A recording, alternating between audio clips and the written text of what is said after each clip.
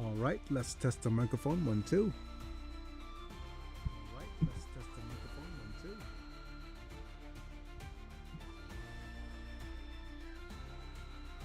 2. Is it a little bit on the soft side? Is it a little bit on the soft side?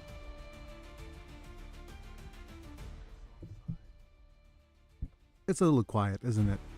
Testing microphone. It's a little quiet, isn't it? Testing microphone. All right, test microphone. 1, 2. Testing microphone.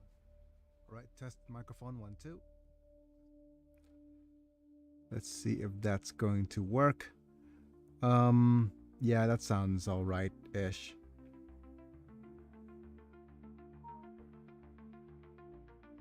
Wait, okay, that should be it. Let's see if there's anything I'll need to do. I'll pop this out on to a smaller screen so I could actually double check if there's something scuff going on with the stream. That's all I need to do, I think. Switch over to Twitch. Is the Twitch running okay? Switch over to Twitch. Is the Twitch running okay?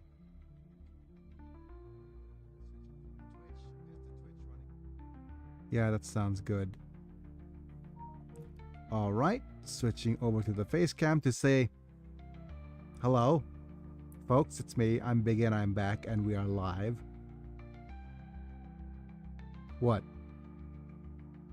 Is there something strange with my screen going on? Huh. I don't see anything strange going on. Do you guys see anything strange going on? Not me. Well, anyways, it's now time to thank my members. We're actually going to play a little bit of what is the game we're playing today? Yes, we're playing more Rogue Trader before I decide what's going to be next on our stream.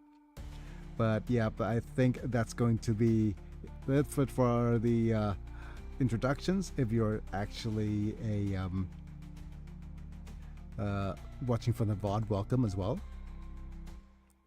I think that's it. I might need to move just a second. Yeah, I think that's going to be it. Let me just switch to my members screen and say thank you to my members. Thank you, Apilux, Randomanta, Doug Bolden, Rafael Vega, Chapa Techno, and Army Slam for being members at the time of streaming. You guys get to watch vids early and get some cool badges and emojis for whenever you comment. And for some odd reason, my sub count went up to 4.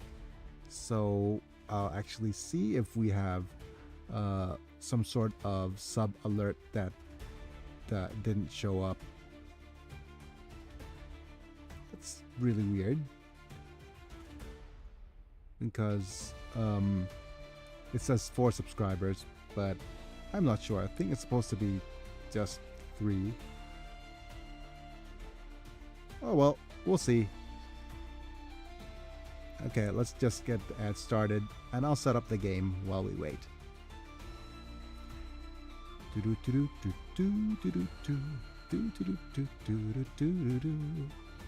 I know I'm a little bit early, but I want to get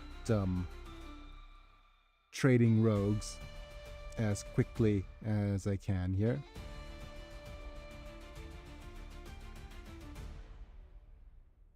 And hopefully my PC doesn't burst into flames by running this little software, but it should be fine.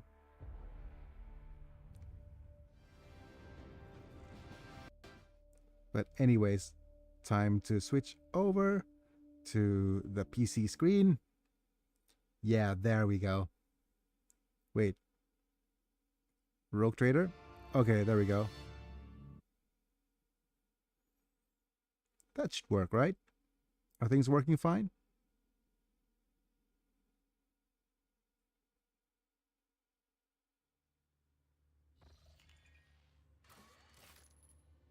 Yeah, things are working fine. Anyways, welcome folks. We are playing some Rogue Trader. And that should we're just continuing from when we last left off during my birthday stream. I am in love with the game so far. And let's see if we're actually going to play some more and continue this series on or not. But yeah, ads started. And we have a few viewers here. Or not. I'm not sure. Wait a minute. Why is my videos on the YouTube stream not working? Yeah, it's working fine, right? Let me check.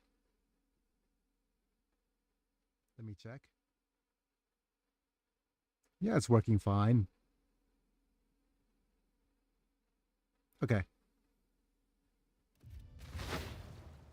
All right. What happened when we last left off? I think it is the tale of Ambiguous and Abelard and Idra and Sister Argenta. Right? Do we have anything we need to get? Let's press M to check out the map here. We have a treasure we could get, it seems like. Yeah, let's look around for more treasure. Do we zoom in? Yeah, I guess so. And center camera on the Rogue Trader. Yeah, it looks fine. Oh. It is not the most wonderful thing. There's trophies, exits, important characters, and enemies. Okay. Yep. I think that's it. We could tab to see all those various interactables. I think we're supposed to go to the door where we blew up. And when last left off, I think Biggie here... They say a little bit of humility never hurts anyone. I help others better themselves by wholeheartedly humiliating them at every step. Oh me. My goodness. Sometimes you consult the appropriate treatise on Tactica Imperialis and weigh every step. Sometimes, though, you just fire your biggest cannon and save the day. Oh boy. Some of these characters. Did I mention that my whispers tell me jokes? Jokes that once said aloud make your eyes bleed and blood curdle. Talk about black comedy. Yeah, I get it. Kind of. When the faithful are idle, heresy grows. Okay, fine. You're saying that I shouldn't stay too idle. Let's look at our inventory. Did we get something new? Sister Argenta, I think. You're a VTuber now. I'm a VTuber now. Oh, we are VTubing now, and you got the double. Yep. Just give me a second. Let me fix the chat real quick. Yes, I am a VTuber now. Just testing my VTuber, a PNG tuber model. I'll see if that actually fixes anything. But this dude is just too adorable. I just had a panic attack in unemployment. My goodness. Manta was talking about the unemployment stuff earlier. But I think he's just doing his due diligence of his unemployment stuff. So I think that's a little bit different.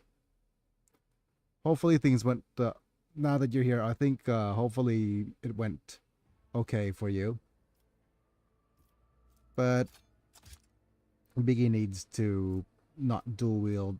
We're going to give him all of the various different weapon types for ranged as a I got as to an find option. Job. Ooh. Okay.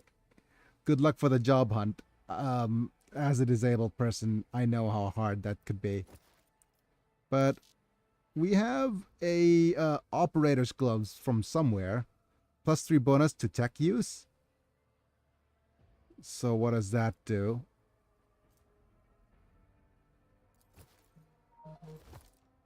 Ah, okay. So I think we're the highest. I have ADHD without access to my pills. Ooh, oof, that sounds rough. I'm halfway thinking. Medical insurance. Yeah, I'm just halfway.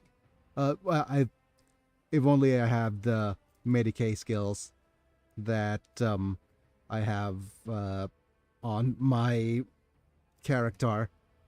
I might even just find some sort of wig and put it on my. So I am basically just in tuber. my life is over mindset. Ooh, yeah, that's rough, especially being in the U.S. Right? That's real rough. Yeah, but anyways, and after hopefully my stream could do its part to cheer you up a little. But that's hopefully. Anyways, let's go ahead and have a look. Unemployment's no fun. It never is. But wait a minute. Yeah, it never is fun.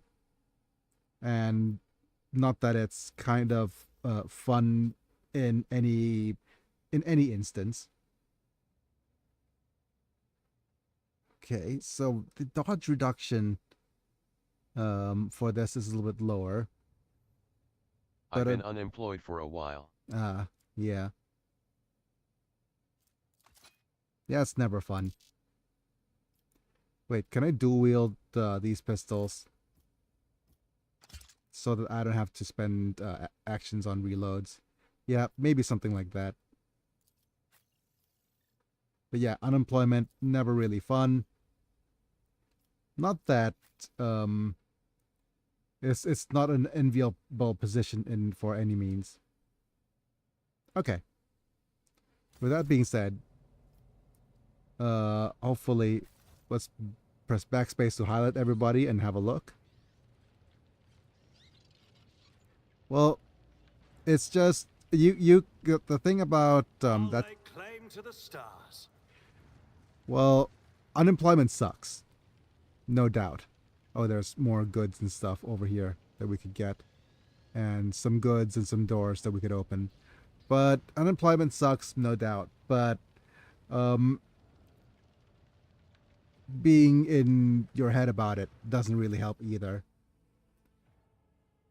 And what I mean is that yeah, it sucks, but it is what it is. And panic attacks, I'm no stranger to panic attacks. They come and they go. So you're not having a panic attack now. So what you could do is what I usually do in these cases is just write things down a bit, so that I could clear my head. And just things you could action on, things you could do, and then pick a time when you could do them. Because what happens is whenever you're in a clouded judgment state about yourself and doom spiral, and you just go and feel like, oh, this is what you there's no way out. It's sometimes easier to just kind of put that thing aside for a bit and just grab a piece of paper or just your phone and some sort of noting app and just note down the various things that you could do. Like, you could make it a bit of a homework. You could write down 3 things you could do or 5 things you could do to look for a job, and then set some time for tomorrow to do them. And set an alarm for you to do them, and that helps out. That kind of thing. Even if you don't do it, it puts your mind at ease that okay, I'm not doing anything at all. Like for me, streaming is one of those things I put into my alarm that okay, I need to do this at this certain time. I have a task to do. I have a responsibility to do this, and I'll may wake up and do my stream, and that's one of the things I'm gonna do to improve. And oh, I have physio at this time and this time. And that's one of the things I'm gonna do. So yeah, and if you're saying that, oh, at the very least, what happens is, it reduces from all those judgmental things you think about yourself, saying, "Oh, I haven't done enough I haven't done anything for, to do my to work on the unemployment situation," versus, yeah, I set off to do something about my unemployment situation. I either did them or I didn't do them. Yeah, something like that helps out. Definitely. At least it puts you in a better headspace than, oh no, I did nothing again. Yet another day that I haven't done anything. I rise to the occasion. That's what she said. Wait, no, that's what I said? Okay, I have some goods we could loot. This is a deck officer's helmet. Grants +5 armor? Okay. Which is a very easy trap without medication. Yeah. And you could, I think, we'll give this to Abelard because he's our tank. But yeah, it is very easy trap to fall in without medication, and you could always just say, oh, that's because you could always blame the meds and have an excuse that, oh yeah, it's the fact that I lack the medication to do it. But you'll be surprised at the mental fortitude that you Victory have, awaits. despite medication. But yeah, it is a bit of a downward spiral. I'm not gonna sugarcoat it and say that, oh, everything is hunky dory and stuff. It sucks, but at the very least, Over there. oh, there's something we could inspect.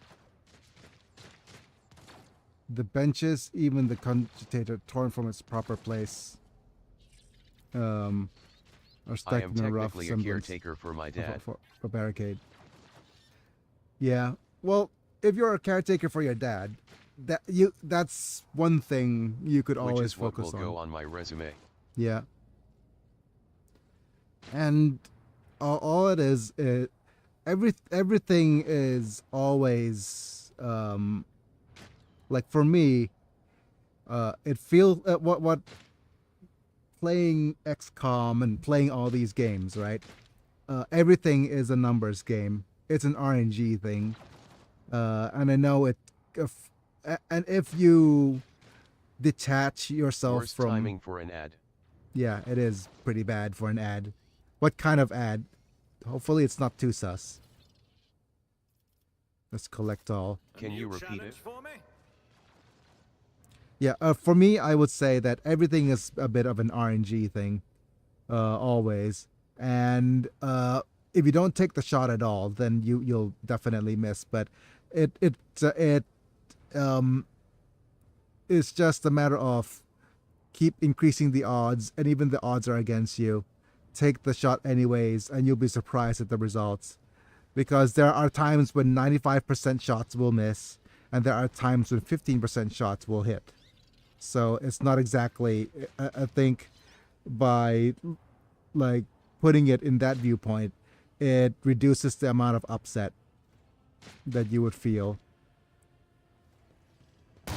Oh, whoa, what?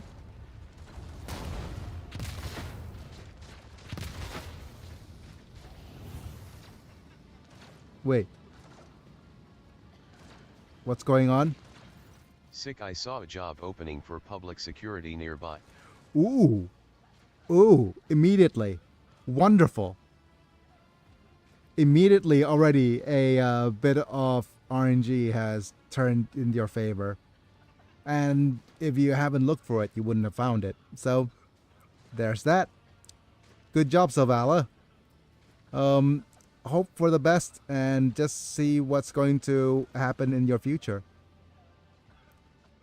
It's all like, It's all RNG. We're playing, even if the odds are against you, the dice roll could always go in your favor, and you could hit a nat 20, and it's still going. And life's an adventure, and so on and so forth. But anyways, let's go back to serving the Emperor. As the roar of flames ring in your ears, and the choking smoke makes you cough and gasp for air, you instinctively recoil from the scorching heat, wiping your face, and a moment later, a hazy silhouette forms in the raging wall of fire. You are surrounded by ear-splitting noise and screams, yet you distinctly hear the sound of footsteps. And then you see the figure walking out of the fort. It is Theodora von Valancius. How could she walk through the fire and flames? Okay, that's different. Oh. Her expression is calm, terrifyingly so, for someone whose body is engulfed in an inferno. One of her hands is resting in the hilt of her sword, and the other is raised in an inviting gesture. Is she behind this as well? An apparition. A sorceress. Apparition. Trickery of the warp. It could very well be, yep. Sister, you will lower your weapon. Threatening the Lord Captain is outrageous. Aren't you... okay, how did you get here? Aren't you in pain? This is impossible. Aren't you in pain? Pain is but a reflection of one's weakness. Ambiguous. To renounce weakness of spirit in pursuit of greatness is the only path to heights worthy of a rogue trader. Okay. She's sounding very sus already.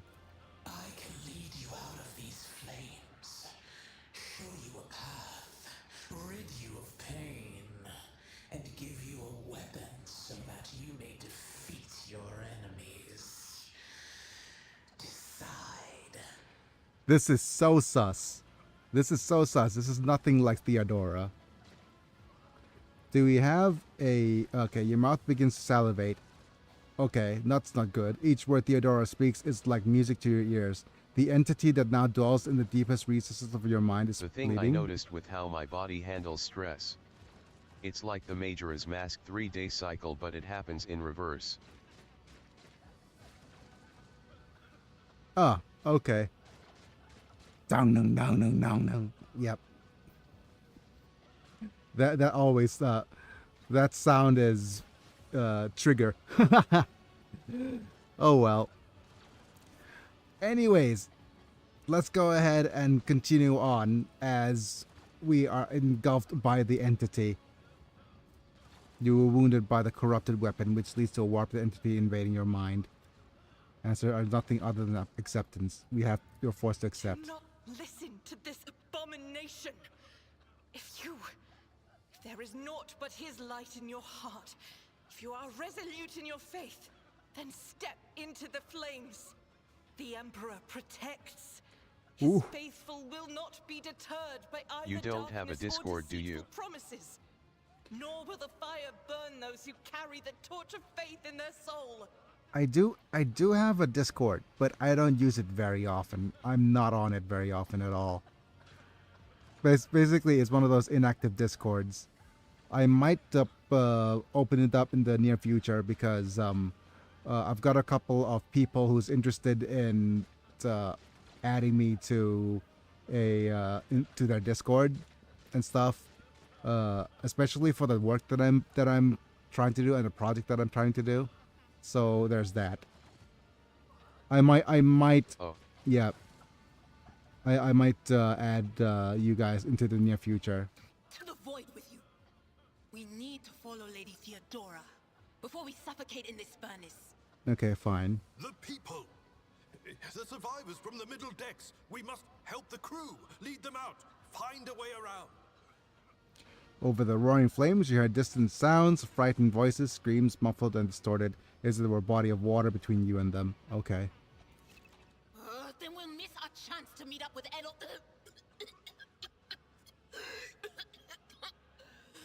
What are we waiting for?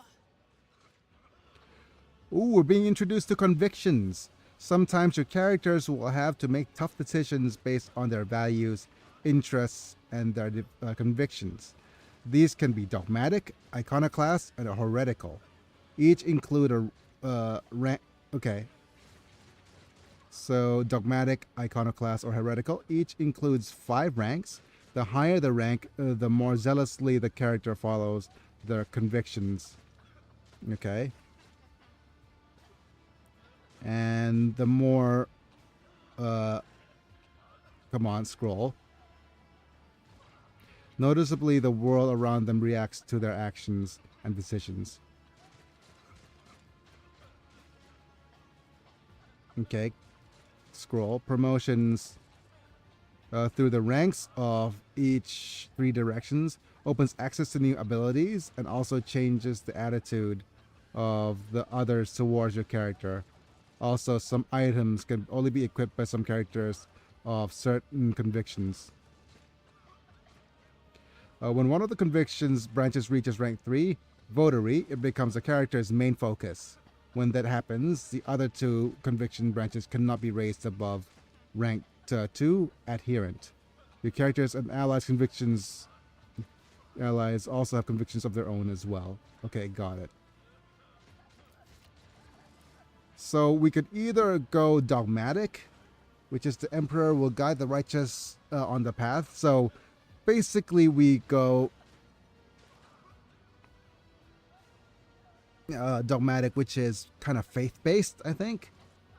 Emperor will guide the righteous on their path. The panic attack was triggered by mail I got. Part of the welfare stuff has a work requirement. Whew, yeah. And that sucks. Sorry, not sorry if I am venting.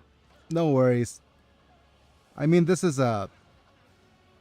Do I consider this a safe space? I mean, I'm a friggin' little VTuber dude than just giving advice and things. Yeah, so anyways. That's fine. Feel free to vent. I might also take a chance to actually om-nom on some food while this is happening as well. But anyways, so we either pick dogmatic, which is I think the faith-based things, or we could either go heretical, which accepts the offer for help and take my pain away. I liked it better when you had a face cam. Oh, okay. Fine. Let's see if I still have my face cam on. Oh well.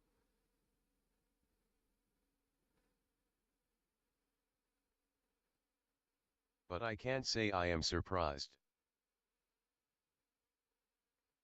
How about this? Is this face cam on? Yeah. See, my face cam's on.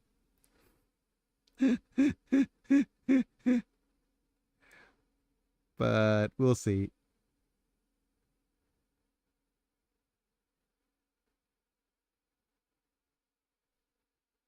But I could also turn off the PNG tuber. But yeah, my face cam is always available as well. But I do like having this dude, little dude as well. Blocked by your model.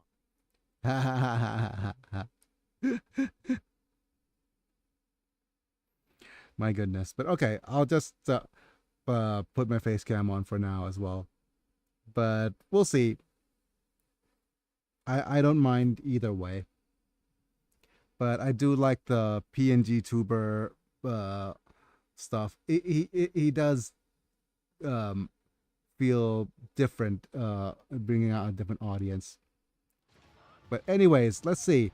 We either go dogmatic here, or we either go heretical, or we go iconoclast. I think dogmatic is the emperor, the faith-based one. Heretical is the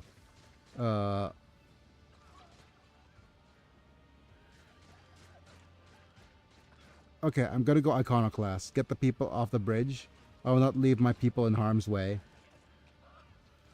Okay. I think out of all this, I like iconoclast. You look away and the illusion breaks. The unbearable heat instantly makes your skin burn, and the voice of the people beyond the shroud of smoke grows stronger and hopeful once you and your companions rush back, barking orders and guiding the survivors. In your determination, you completely forget about Theodora, and when you turn your head, you see nothing but the bellowing fire.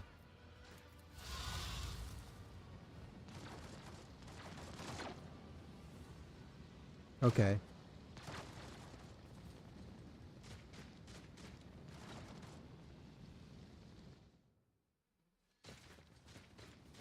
Where did it go? The thing that was standing in front of us in the fire? I could have sworn. To the same place all unholy visions go. Do you want to follow it, witch? Well, okay. I think we saved our people, but at the same time, it forced us to... Okay, so let's go ahead and have a look at the character. I think reputation is the one that is set, not the Drusians. Archetypes, features. Is it active abilities and talents? No. Imperial World. Yep. Iconoclast. Belief in the value of human life and freedom. Faith in the power of goodwill, capable of overcoming the horrors and dangers of the universe without the needs of artificial prohibitions. The desire to seek out common ground and compromise rather than uncompromising destruction.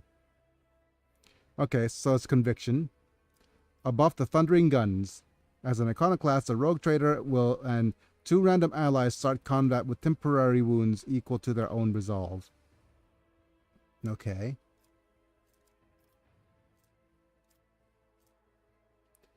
Right.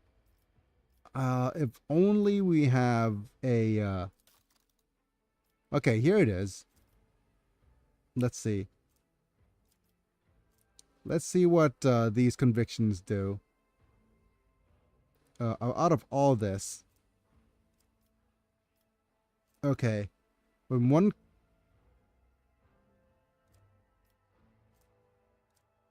Okay, so we could either go with we either go dogmatic or heretical or iconoclast. Right. So we have this one is above thundering guns. Improved due to resolve. Let's press right click to expand. Grim determination is rogue trader and their allies plus 10 chance to survive with 1 wound instead of falling unconscious. Okay.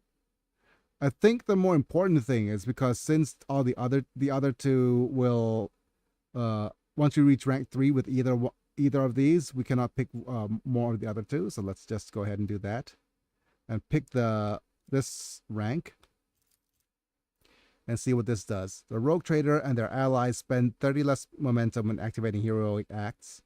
Okay.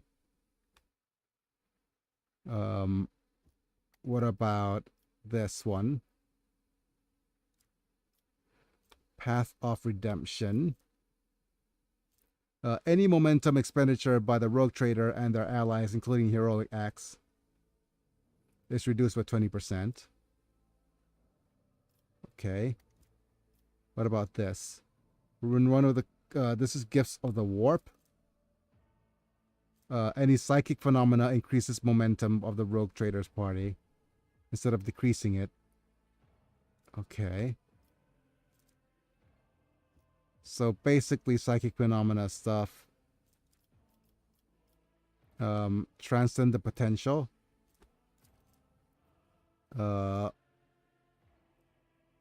Once per battle, rogue trader may choose an ally. The target ally may immediately use their heroic act without spending momentum.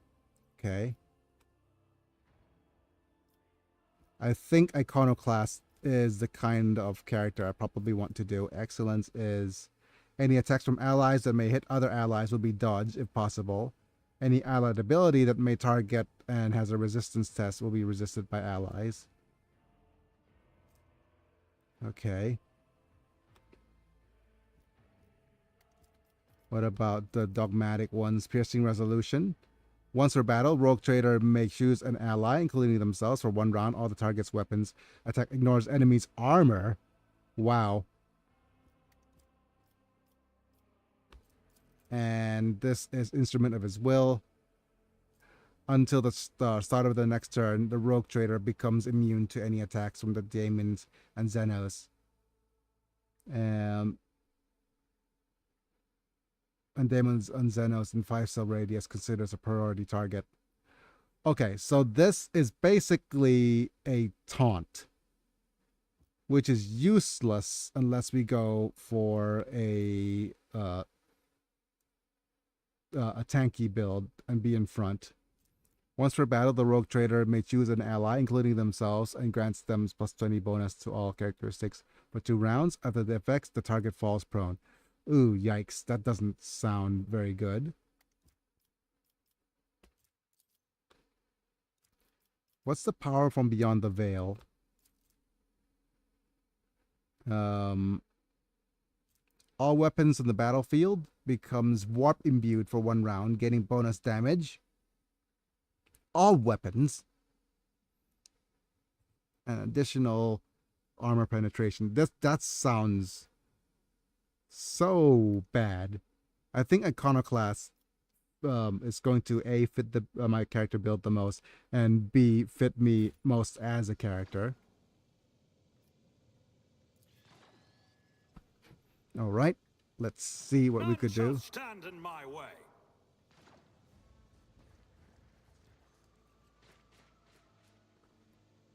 And since there's the fire, we can't pull through.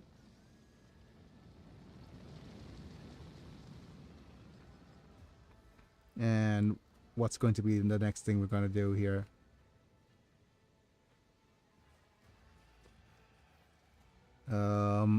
Let's map. I think,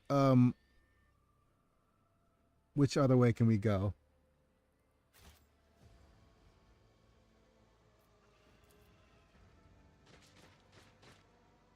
It's a bit of a barricade. Follow my lead. Is there... Okay. Crash the flat platform.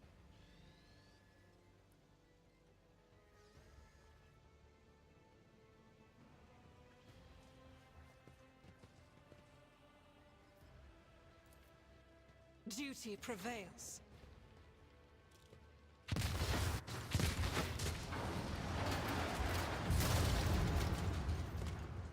Oh, there it is.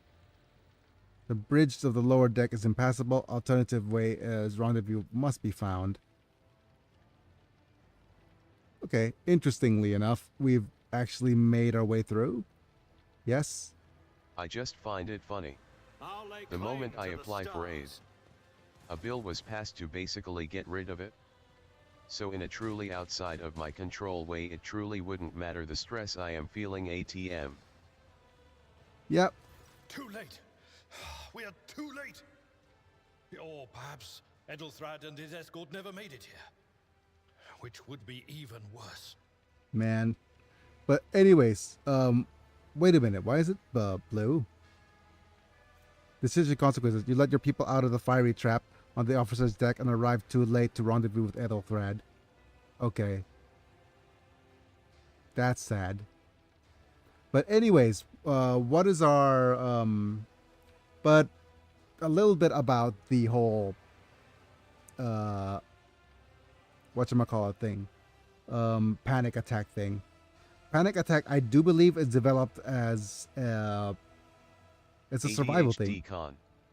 Hyper focus on the bad. I think it's either an ADHD Or thing. they could be fighting on the bridge as we speak, without us. Okay. It could be an ADHD thing, or it could be just... My lord, I beg your pardon for interrupting. The people are asking for orders. You came back to save us. So now we will follow you through thick and thin. Okay, fair enough. We saved people, so they're gonna follow us through with us. But anyways, it's... I know it sucks.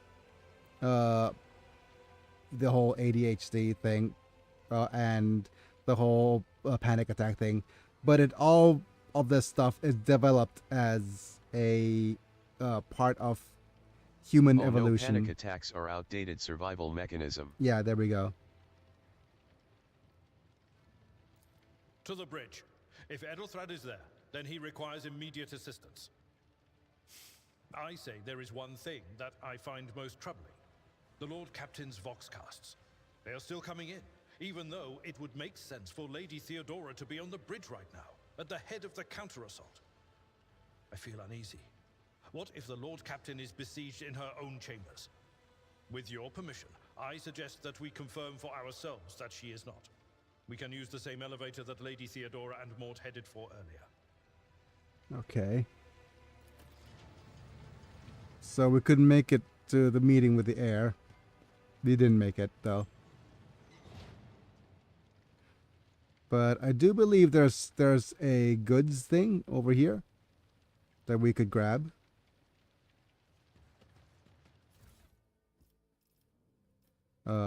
Fire selected mods. Let's collect all. I think if we look at the map and zoom in, center.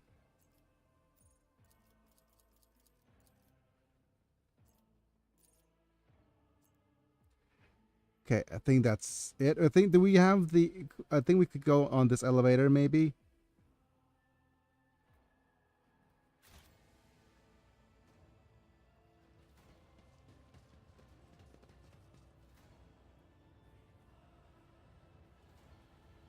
And just double checking to make sure. I had just calmed down fully today too and wasn't feeling stressed.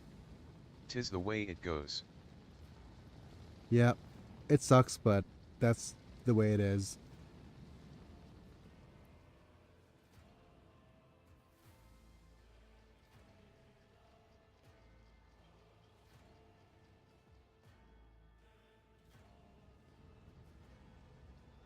But as somebody who's disabled like I am, there are days when your body just doesn't agree with you.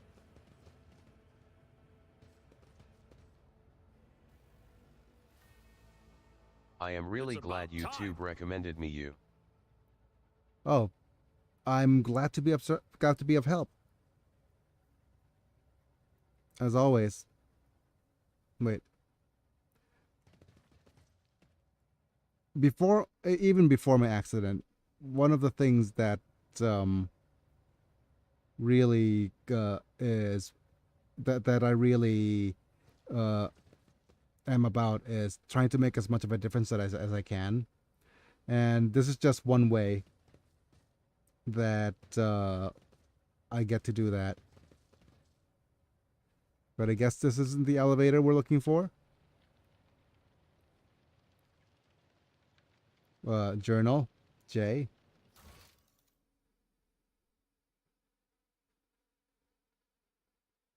Rogue Trader, Theodora Van Valanche. Yes, we need to go to the secret lift. Is this not the secret lift? Carcon really set me off. Thankfully it was no truck con. No truck gun. IDB pavement ketchup.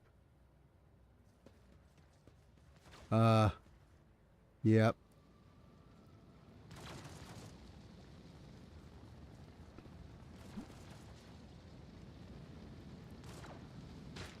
Wait, is this a secret elevator?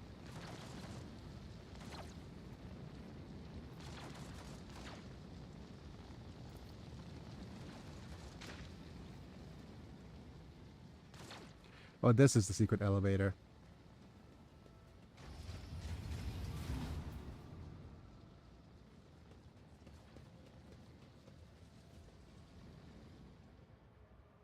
I think.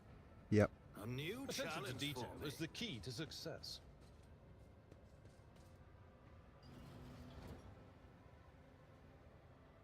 Oh, we have some goods. What is this? Hilt guards. Space to collect all. I'm not sure what trophies are good for at the moment.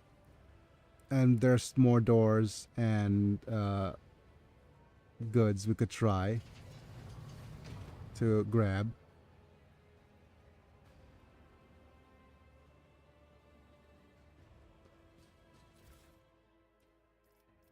Okay. Bayonets. Carbon fiber plates. These are all trophies, I think. We should deal with this.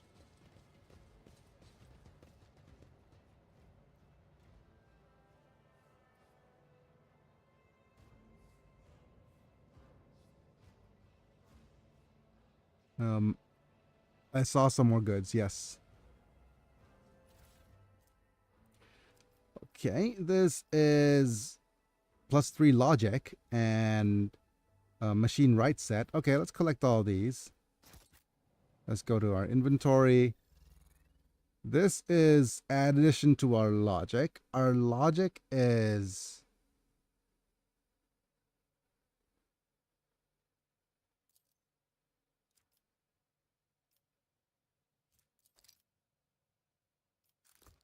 Ooh. 48. Is there anybody else with higher logic? Nope. We are the logical character. Int-based logic character. Int and fellowship. Goodness. Okay, good.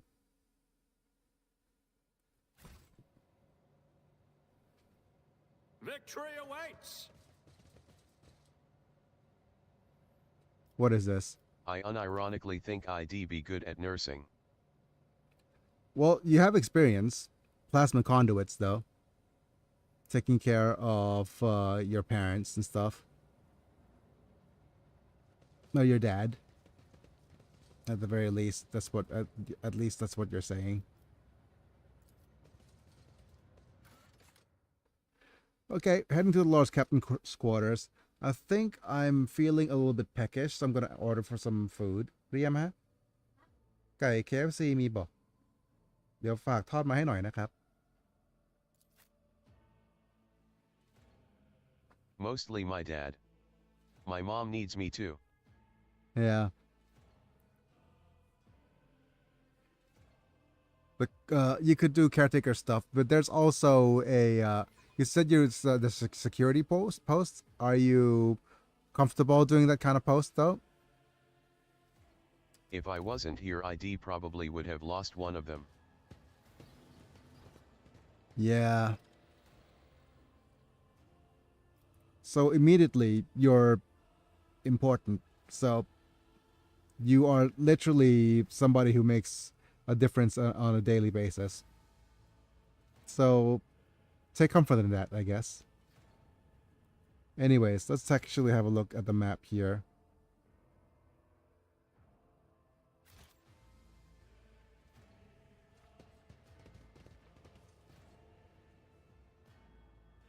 This is the quarters. I don't see anything that's a good.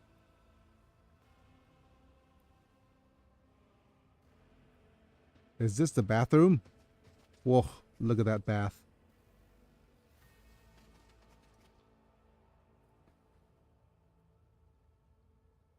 Oh, indeed. It makes me smile and stops me from taking the long nap.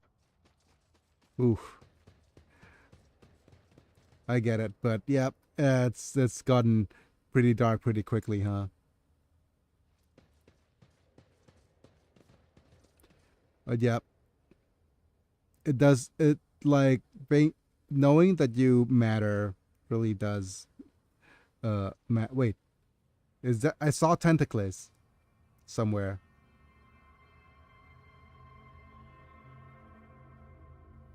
Oh. I blame Mandatory Fun Day for that last comment. Oh my goodness. Speaking of long naps, trigger warnings. Darn it. But I don't think that was a voluntary kind of long nap. I don't know if you know that guy.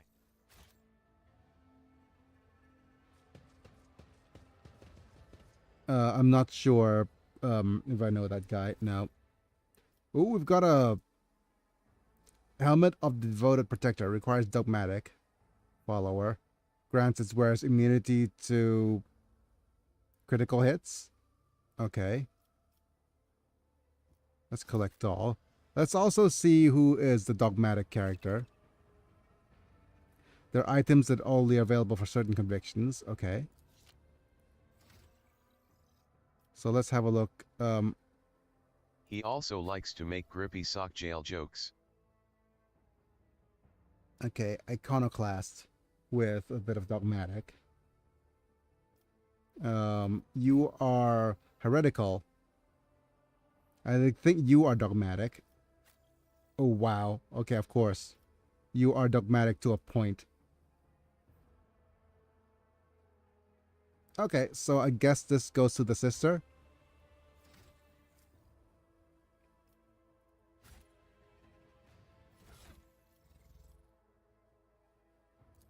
This helmet belongs to you. Grants its rare immunity to enemy critical hits for the first 3 rounds. Or do we... This is plus 5% armor. Yeah, let's just go ahead and give it to her. That's what she said. Ha.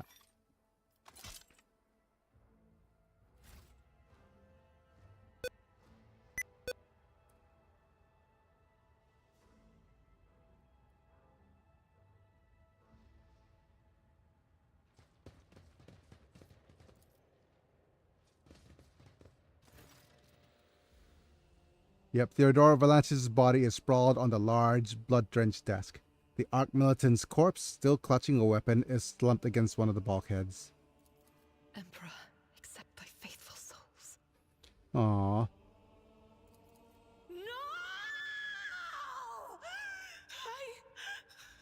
Lord Captain, I didn't hear a thing. Not a whisper, not a breath. It was so loud. Why didn't I foresee this? Aww. Poor Idra.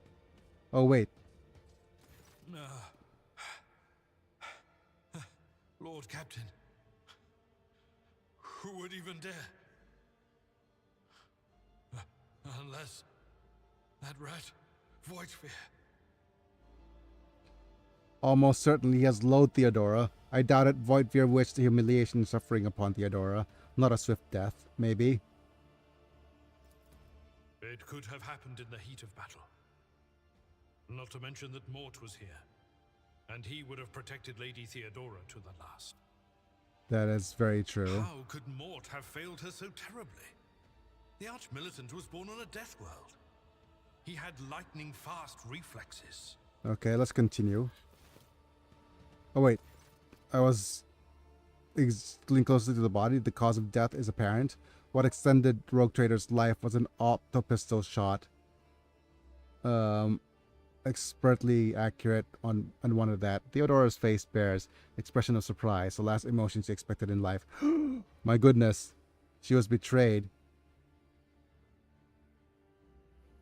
Something on the floor catches your eye, a heap of blood-splattered parchments or scrolls that must have fallen off the desk. As you go down for a closer look, you notice something else, small shards of glass scattered on the floor. So, examine the body.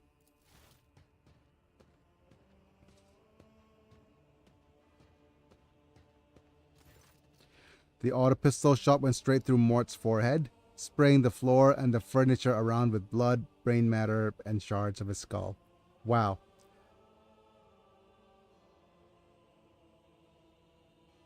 Anyways, the safety on the Mark Milton's weapon is off. The killer must have been split second quicker than he. And let's inspect the shards by the desk.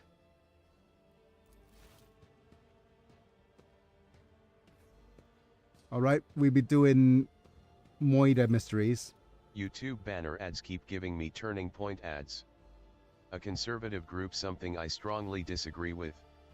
Republicans would have me be homeless, poor, and without health care. Oof, yeah. Anyways, it is difficult to say what exactly was broken. The object fell on the floor, and that is as much as you can ascertain. Upon closer examination, the shard appears iridescent rather than completely transparent, as if they had been submerged in promethium. What is promethium? Can I highlight it? Yep, a broad term for combustible fuel of the Imperium of Man. Okay. Submerged in oil, I guess. Let's inspect the papers.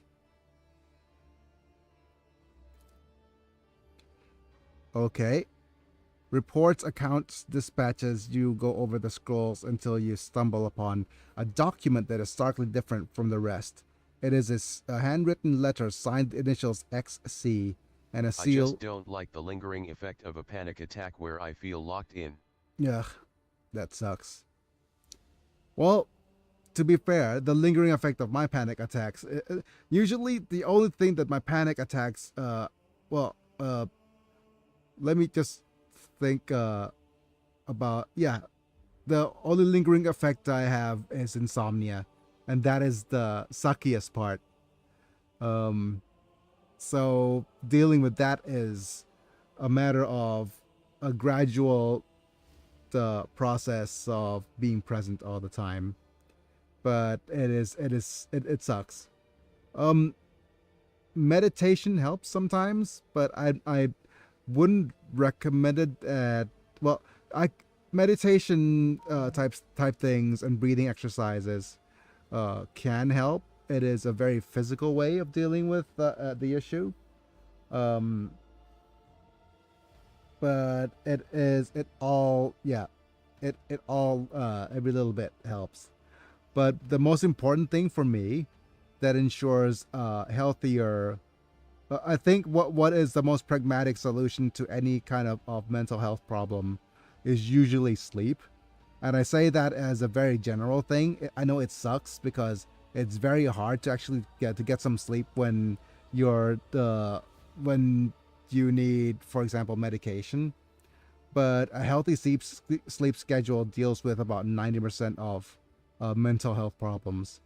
And it sucks because mental health problems does compound with lack of sleep.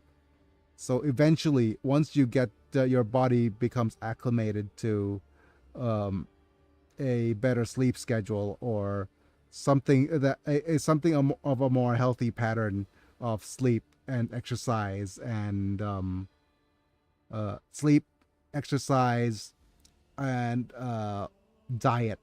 Usually that kind of thing helps a lot. But yeah, let's just put that point aside. You mentioned writing stuff down. Yeah, I mentioned writing stuff down. So usually the thing about the human brain, right, is that it is probably the worst place to store information reliably, because once you put your head into a certain space, your brain does mental gymnastics to make it as muddled as possible, and then you say, oh, I know this already, I've stored this already, I already have this in the background, and I'm gonna handle it maybe sometime in the near future, and it becomes intangible, right? Versus writing it down.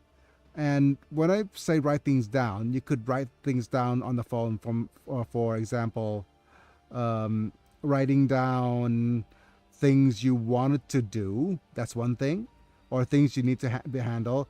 And rather than it be a to-do list is a little bit of a problematic way of handling things too, because it's like, oh, there's more things to do. That's even worse. But at least write things down that, for example, to get it out of your head. Write things that are concerns or things that you worry about.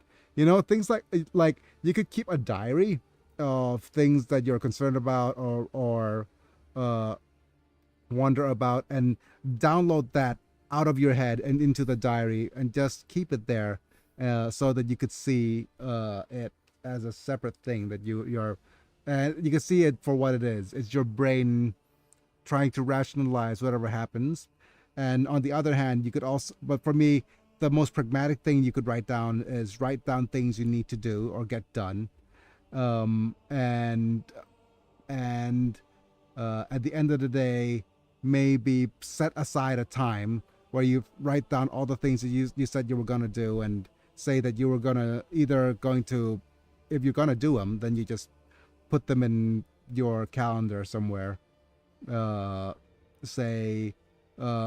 Pick a couple of things you wanted to out of the list of the things you wrote down, and put them on sometime next day or next week or next or whether if you're gonna cross them out and say, oh, you're not gonna do them at all. It's just something that you could do. I think that basically download your brain and just put it out there so that you have a clearer head that said, oh, I don't actually have to think about this all the time. But you need to make sure that you set aside time for that. Usually the best time to do it is at the end of the day, because you download some things. Okay, this is going to be what I'm going to do for the moment.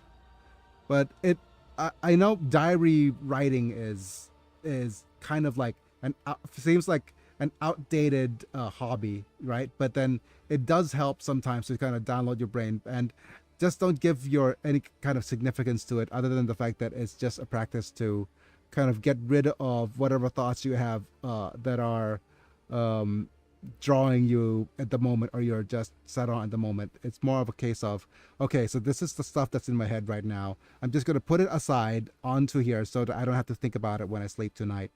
And maybe tomorrow, if I wake up with a clearer head, I could read it. But for now, it's not something I have to worry, and it's more important that I get a good night's sleep. But we've got our handwritten letter with a seal. Oh, it actually is said, esteemed Theodora, a change in circumstances demand you immediate assistance in our mutual cause. Forthwith, in receiving this letter and performing... Okay, let's expand the whole thing. Yep. Forthwith, upon receiving this letter and performing the necessary preparations of the crew, you are to depart to the Reich CAD system. One of my acolytes, interrogator Hernix... Okay. Hernix von Kalox operates there at a present time. Upon your arrival at the system, you will, without delay, make contact with him and offer any assistance required of you. After which you will provide him passage to the Furibundus system. Aboard your ship, on footfall, the interrogator will remove himself from your presence to await further instructions. Anticipating any questions you may have, I will state that the nature of interrogator of Van Kalox's activities on Rykat is of no concern to you. If required, Van Kalox himself will disclose the details of his mission. Okay. So basically, it is a handwritten letter sealed with the name XC. Okay. Let's continue. All right. Lore Imperium test succeeded. Nice. We got extra XP. I have learned something very important about myself with regard to sleep. Have you woken up, say, between 2 to 4 a.m. completely panicked? Part of that is cortisol and adrenaline, which might as well be fear. Okay. All right. I'm going to help you deal with that a little bit. As an interesting fact to maybe keep in your mind, right? To keep in your head. Did you know that humans or people used to have 2 sleep cycles? Juice, you must concede there is nothing you can do and you should just go back to bed. Actually, here's an interesting little tidbit of history that humanity has lost. Water helps a bit. Yeah, water does help a bit. But here's an interesting tidbit that humanity kind of lost. Back when we used to go to sleep at around sundown, right? People use sundown because, we don't have natural light for us to stay up until 9 and 10 p.m. and we go immediately to sleep at around 7 p.m., 8 p.m. People used to have regularly 2 bits of sleep. You usually fall asleep, naturally wake up in the middle of the night, and then go back to sleep again. So that used to be the norm for human beings. People usually always wake up in the middle of the night as a natural cause of a natural state of their sleep cycle. And it's been lost through time because, people sleep less. So they tend to sleep in one big chunk rather than 2 smaller chunks. And waking up in the middle of the night used to be a somewhat a normal thing, and it's like written in literature everywhere. This used to be about like it's the best time, for example, to procreate, to have children. It's also some people wake up and do chores. Some people wake up and then just get a bit of things done, cleaning done, get some stuff done at that time that's appropriate. If you had candlelight, you write something. It's the best time to get creative. And then you just, okay, we had a little bit of time here. I'm feeling sleepy again. Let's go back to sleep and then wake up sometime in the morning. And you know how old people wake up in the middle of the night? It happens like that as well. It's a very natural thing. It used to be the natural way of things.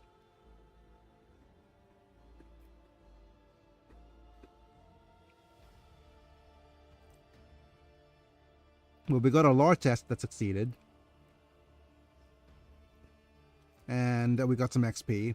Sends a shiver down your spine. The author of this letter addressed to Theodora von Valancius and signed it with the seal of one of the holy ordos of the Emperor's Inquisition. Oh. Inquisition is a secret organization tasked with hunting down the myriad threats of stability of the Imperium of all mankind. So basically, nobody expected the Spanish Inquisition. A secret police of the Imperium that relentlessly hunts heretics and the enemies of humanity. Okay. Nice.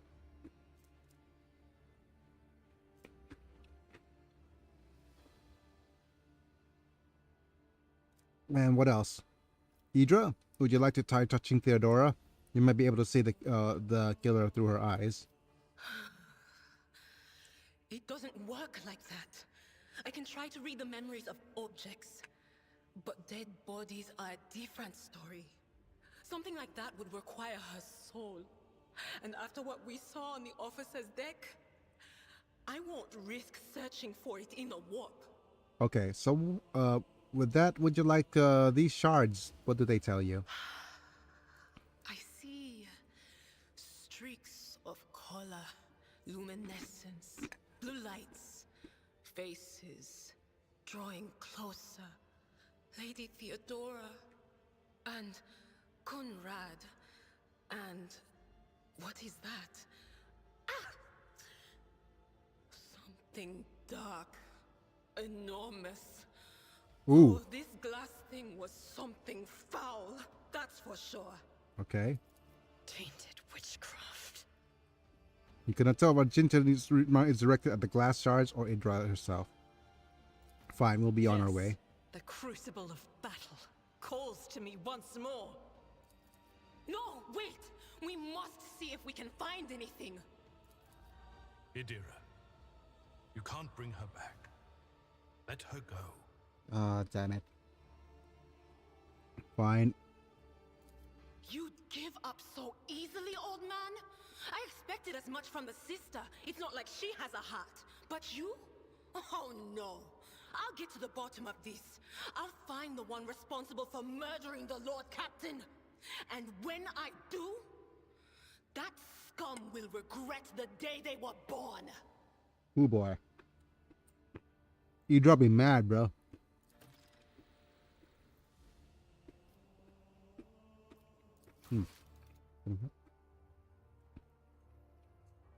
So, if we reach the bridge, Edeltraed was going to confront Conrad and his heretics on the bridge. We'll need all the help that we can get for the counterattack to succeed. Oh no. What's happening now? Is it Edeltraed behind everything? It could very well be. Another red flag as the story goes through. Well, to be fair, Manta's a little bit late, but he might be either A, out of town, which is typical of Mana, but hopefully everything's okay on his end as well. But still, thank you, Mana, for... I'm still kind of reeling from the fact that Manta donated so much for the stream. And of course, my body is refusing to work right now to hold this. I'm getting my hands refusing to work. So never mind that.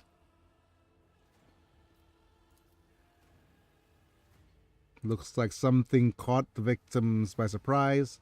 Okay. Let's see. We have some goods over here. That's time to loot all the various things. This is a rogue trader's cloak. Plus 5 fellowship for each enemy and a 2-cell radius. Okay. I would love to be able to help you, but I am still on the free version.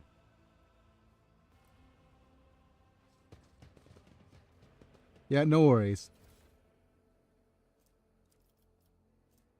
Theodora's Rosary. Bonus to commerce and lore? Wow. Give me a second.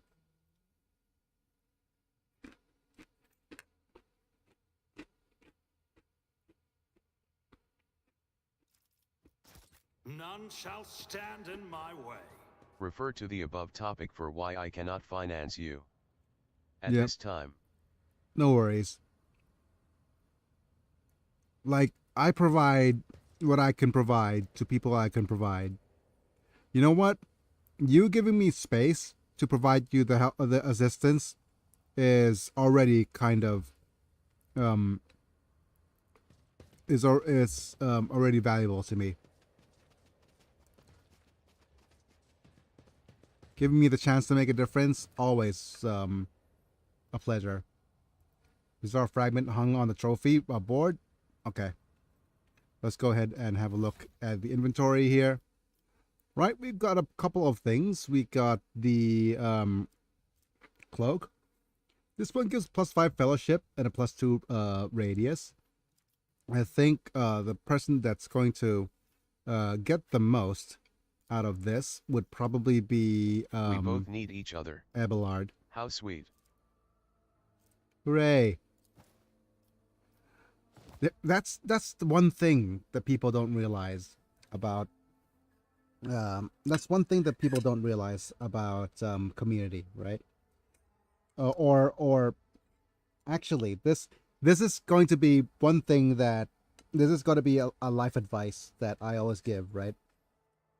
People don't realize that you don't get to be whoever you get to be without people around you being setting the stage, because your self-expression is dependent on the people who are around you, and if they're willing to listen or they're willing to basically let you be who you be, right? So for me, I could talk out of my butt as much as that matters, but without somebody that listens to me, none of my stuff matters. As someone who wants to do something for the world, having somebody who listens to me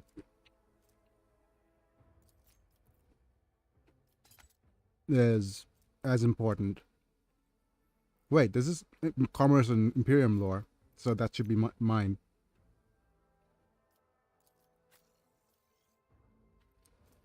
As someone who wants to make a difference in the world, all that is like I depend on people who listen to me. This is such a unique chapter of my life due to how open it truly is. Yes. And you always get a chance to look back and this. Okay, let me just actually save here. I have a feeling that something's going to happen.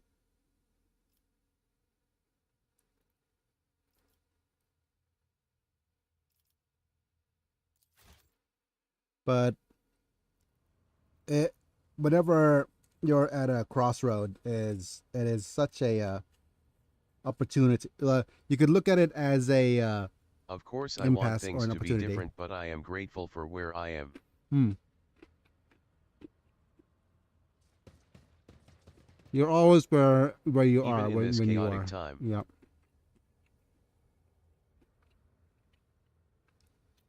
You're always gonna be where you are when you are. Oh. Hello. Suffer not the heretic to live. Prep for trouble and make it double. Let's see if I could move to full cover.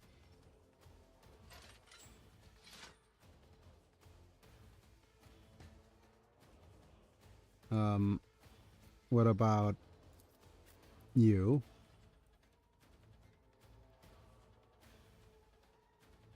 Okay, I'll move you here.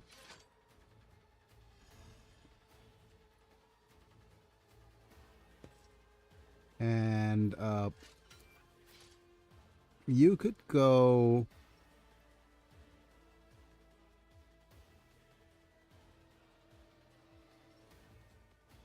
Where should you go?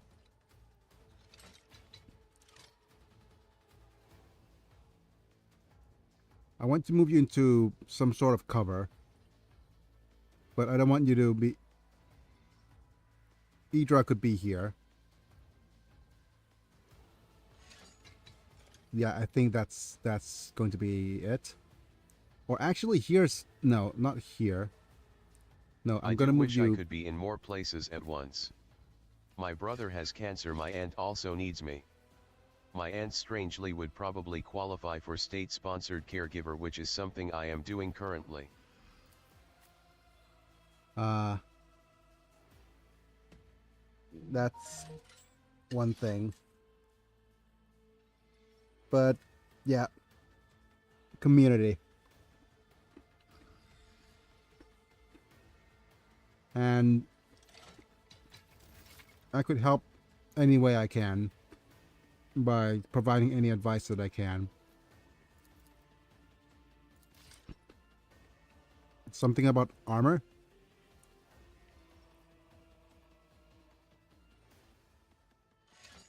For my parents for free, not sponsored though. My mom flat out said don't think of moving, I need you.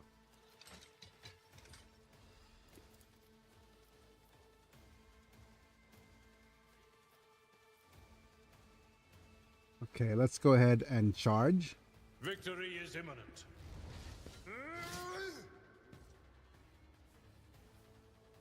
And just double slash. Who can we hit? In regards to me considering being with my aunt.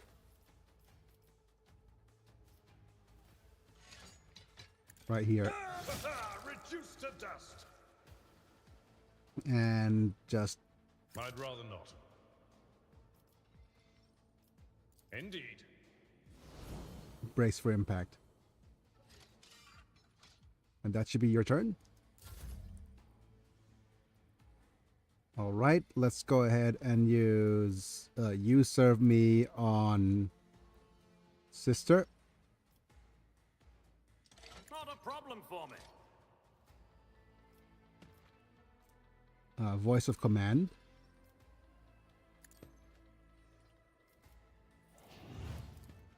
Bring it on is, what does it do? Grants an ally an extra turn with 2 AP and no MP. Okay, so let's go ahead and do The a people in single my pew life pew. need me even if I am unable to provide anything financial from my end.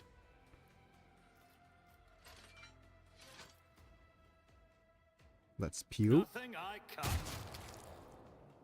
Nice. Oh, I missed and I hit somebody in the back instead. And let's grant somebody an extra turn. All too easy.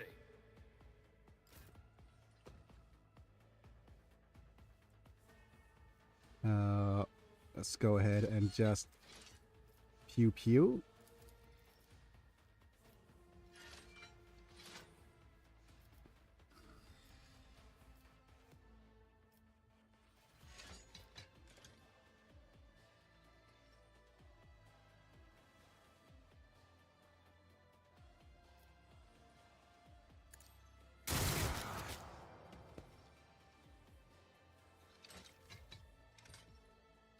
Okay. And what does this do? Grants momentum equal to 10. It also grants 5 momentum for each enemy that is either in a 5-cell radius or was hit by her this turn.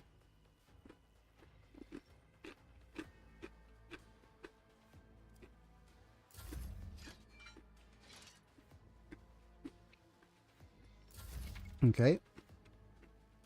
You encounter enemies with various abilities and features. An icon next to an enemy or it indicates that they are under the influence of some kind of effect.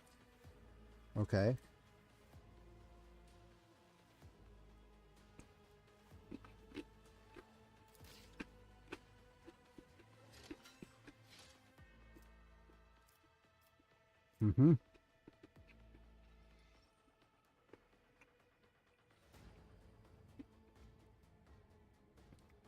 Let's go ahead and use this run and gun.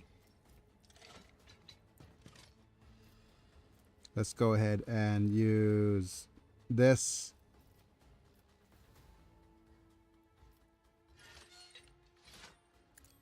Who even taught you to fight like this? Pierce enemies through and deal damage not only to them, but able to go past other characters. As the Emperor commands, Reloads. I act. Grants Doubt is momentums. for the weak. And let's single shot the dude in the back.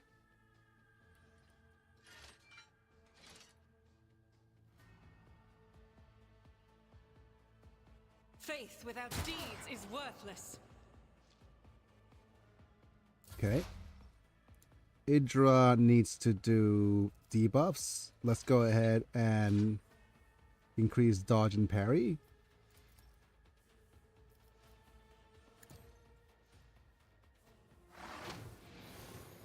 This is exposed weakness.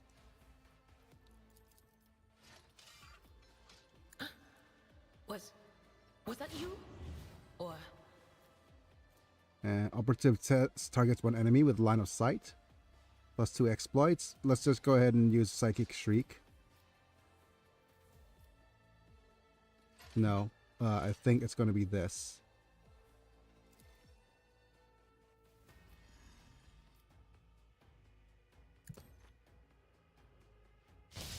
what an unfortunate turn. Brace yourself, Abelard. Oh, Abelard actually started the turn with extra, whatchamacallit, armor. Oh, he got the attack opportunity. Oh, boy. Chaos guides me. Look at that attack of opportunity. Wonderful. Let's go ahead and, I'm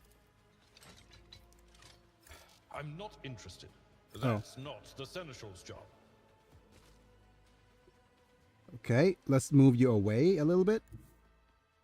Tried and tested tactics are the best ones. And then we could charge at the dude I will do my duty. while using what is this? Endure, It will be done. but not before chopping it up. Victory is imminent. You can get a better understanding of what transpired in combat by checking the combat log.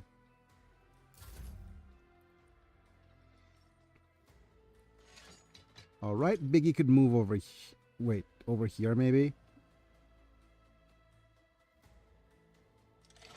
Wait, I'm thinking voice of command.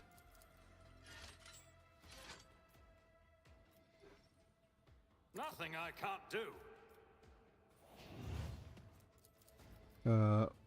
Already done. Give an extra turn. And you could add a charge of Endure, It will be done. but not before slashing the dude. Indeed. And I'll move over here.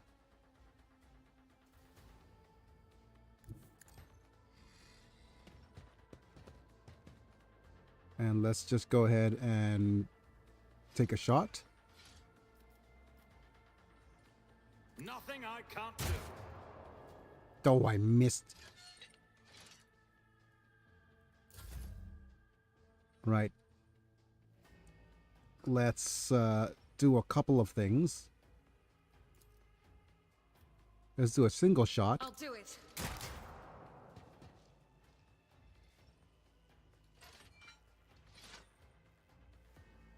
Wait, is that it?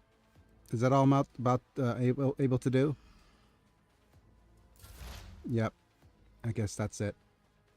Let's go ahead and do expose weakness. On it.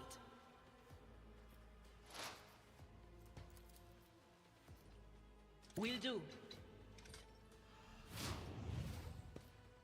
And use the lightning arc. But of course.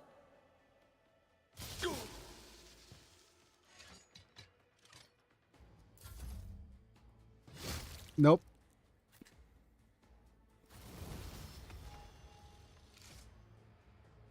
Good job, Abelard. I think we need to heal you one. Maybe.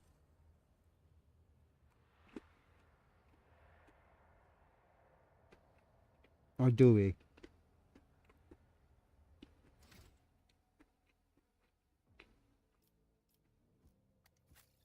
No, we don't.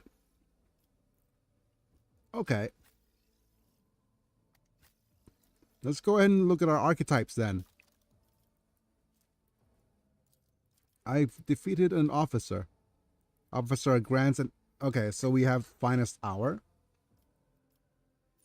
which grants an ally extra turn with full AP and MP. During the extra turn, there is no attack. Wait. No attack limit. Oh, wow. This is so broken.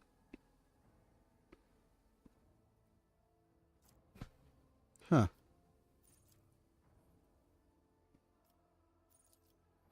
And we choose it. Ooh, there's a bunch of talents here. Let me think. Okay, that's a bit of a... Okay.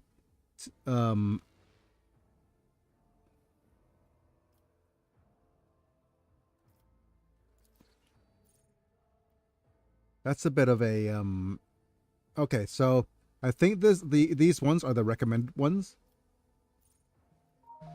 Resolve increased by 3.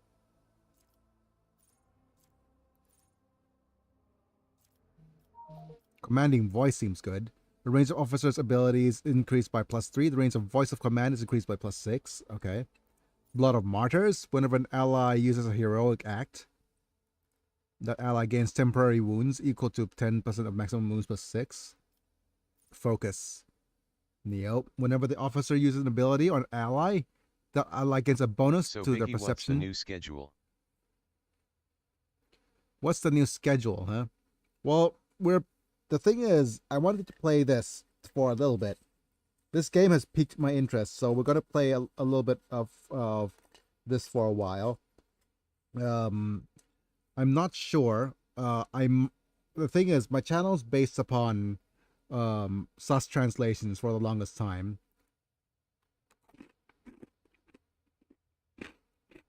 But I have no idea what to do for a little bit.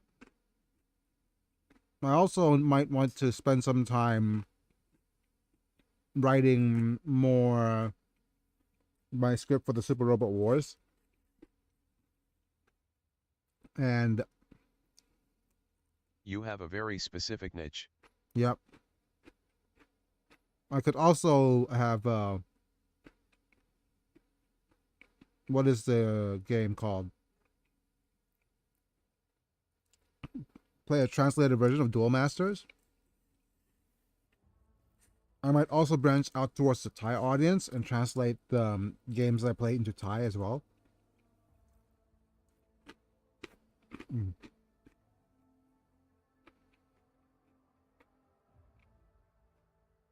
That could be an interesting thing.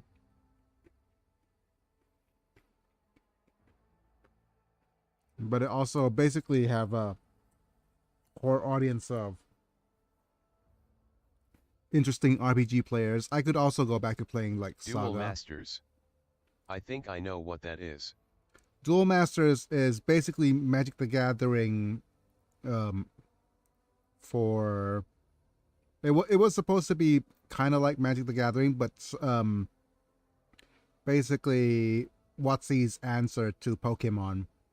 It had an incredibly short shelf in America. It did, and the reason it had an incredibly short shelf in America is because my body is whatchamacallit, doing its own thing, but it had an incredibly short shelf in America because of the lack of extra media presence, right? One thing that really peed me off is that Duel Masters, what they could have capitalized on this so much, but Duel Masters really effed up their Game Boy Advance releases. For some odd reason, instead of doing the obvious thing and translating the game as is from the Japanese releases, and basically do what just copy the formula for Yu-Gi-Oh, right? No. Let me just say it again. I think Duel Masters is Magic the Gathering's response to Yu-Gi-Oh rather than Pokemon. And over in Japan, it just went through the same formula. They had a kind of media empire pumping thing going, and they effed up the extra things like all the anime. They effed up the anime. They effed up very much the Game Boy Advance games. And the only game that was any good that is related to the IP was Duel Masters 3. And Duel Masters 3 was never translated from the Japanese version. And it is an amazing... It is probably the most complete version of the card game that also never got a translation. The only Duel Masters thing that got translated is the more recent one with the mobile game. So I think that's probably a better choice if you want to actually play some Duel Masters. They also had a PlayStation 2 game that I think got fan translated. But of all the things that I Card feel, game wasn't really explained well in the anime. Yeah, it's silly. They just should have done it like card game anime is so bad.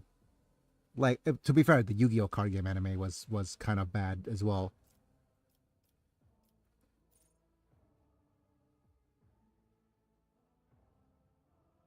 This is inspire courage. Add extra wounds to the character.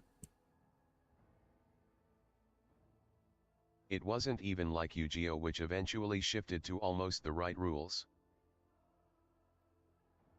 It's basically I might try to get the Duel Masters set up for tomorrow and see if that's going to be an interesting thing, or if there's going to be an audience for that. But I mean, it's going to be super niche, and whenever I dig into a super niche game, of course it kind of sucks. The only thing that I might make different from the actual release is that I'm going to have, for the Duel Masters game, I might have the translated screen be the main screen rather than the smaller screen, because I think there's that issue of the game not actually being very the game is a Game Boy Advance game, so there's no audio ish. So it's going to be interesting on how I handle the how do I say it, emulation. But yeah, that's also something I want to try out, maybe.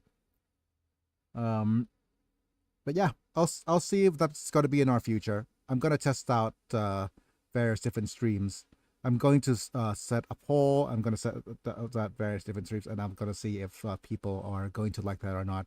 I'd love to go back into the translation play stuff. Rechef of Destruction, which plot-wise was really good, but they really screwed up the gameplay. Oh, okay, that sounds horrible.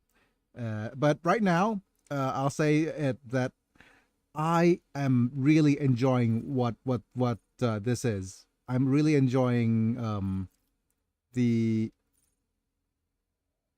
the game I have right now, or Rogue Trader. It is right up my alley. It is XCOM, but as a character RPG. It is everything I've always wanted in a game.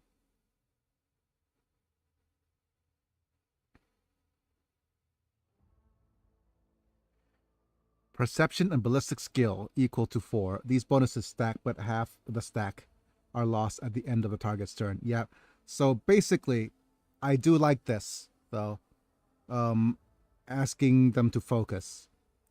Because basically, this is an officer with a command. I have an aura that improves perception already, and I want to keep stacking perception buffs so that my characters have better evasion and better ballistic skills and better dodge. So there's that. So let's complete this. Right. Let's go ahead and have a look at the warrior as well. Again, Daring Breach immediately restores all AP and MP. Oh, that's not what I wanted to do. Restores all attack points and movement points and gains +3 movement until the end of turn. They do not lose movement points at performing attacks, and the warrior has no limit on melee weapons attacks this turn. Okay, so basically he's gonna be able to charge in. And they have some... Okay, Blade Fury is requires breakthrough. Each use of the slash increases damage dealt by slash until the end of the turn. Okay, we have Contempt. These are the recommended skills. Contempt, whenever an enemy attacks the warrior next melee attack against that enemy may deals additional +5 damage. Does not stack, but it can be reactivated after another attack was made. So this is a return attack. Warriors melee attacks deal additional +3 damage to enemies that have no allies in adjacent cells. That's not very good for us. Easy target. Warrior's critical damage is increased by 8% against enemies not armed with a melee weapon. All right. We have an Enrage. If the warrior has less than 50% wounds, they gain +30% critical damage. So basically, if he's hurt, whenever the warrior is attacked, they gain +1 stack of Epicenter of Slaughter until the end of combat. At the start of their turn, the warrior gains +1 temporary wound for each stack. So it's probably either going to be the Epicenter of Slaughter or Thick Skin. Warrior gains +1 damage deflection. Their parry chance is increased by 25% of the warrior's total armor. So should it be Thick Skin or Epicenter? Epicenter requires him to be attacked. I think Thick Skin is going to be the more important skill here. There's a bunch of other skills that you could... Wow, look at this. Cautious damage. Attacks of opportunity deals 22% damage to the warrior. Clenched teeth, +5 damage deflection. Crowd kill. Area attacks deal additional 3 damage for each enemy in that area. Defensive maneuvers. Warrior. There's a bunch of other things we could actually pick, right? Oh, wow.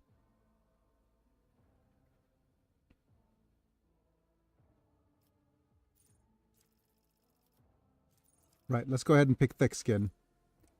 Pick the skill that is recommended to us, and not think too hard. We'll min-max it on a maybe another run at a higher difficulty, definitely. All right, disarming attacks. Operative immediately inflicts 1 exploit on all enemies in combat, then makes a free attack against target. Target always hits until the end of combat. The target of this attack suffers dodge and penalty to armor.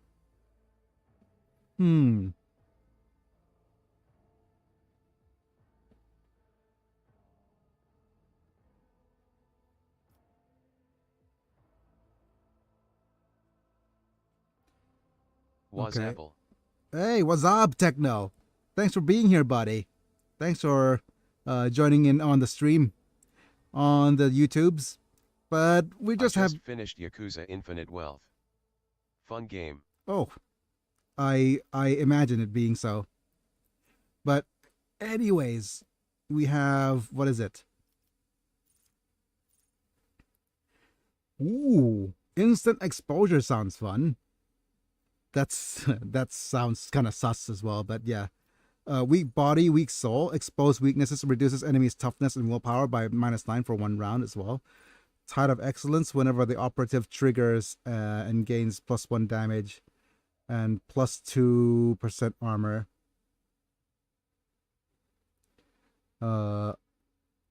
Penetration until the end of combat. Only applies to the first strike or projectile in the burst attack. This stacks. Alright. Instant exposure seems kind of nice.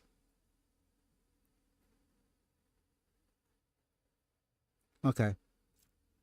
Fresh target also seems kind of cool because being able to damage targets with full wounds or full health deals Howdy, 14. howdy. Howdy, Sorry I'm man. late. I'm on the road again. I expected that they were on the road or something for but yeah, we're playing a little bit more Rogue Trader today. Because I'm in love with the game. It is a CRPG in an XCOM shell, and yeah, it's amazing. And we right now, okay, when we last left off, if you what happened was we entered Theodora's quarters. We found her unalived, with a surprise, so we don't know who unalived her. And it said that, oh no, Mort should have protected her, so we're probably expecting Mort right now being the one who unalived her, being stabbed in the back. But anyways, instant exposure seems kind of nice as well, but fresh target seems pretty good. Because right now, I don't think that we need to. I think that has an immediate effect. Heh, I'm glad you are enjoying the game. Oh no, the red flag was red flagged. Yes. All right, we have a good old soldier. Let's click to view our abilities. Firearm Mastery. Gains the ability to make a number of extra attacks equal to the weapon's rate of fire at the minimum 2.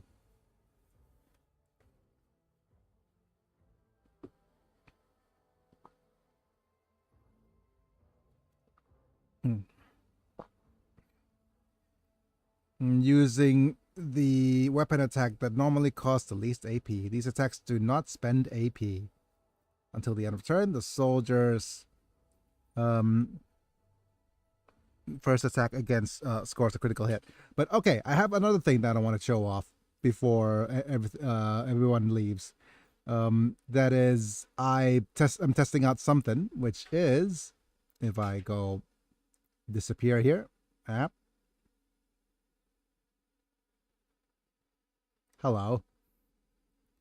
I was testing this out a little bit earlier, and this dude is adorable.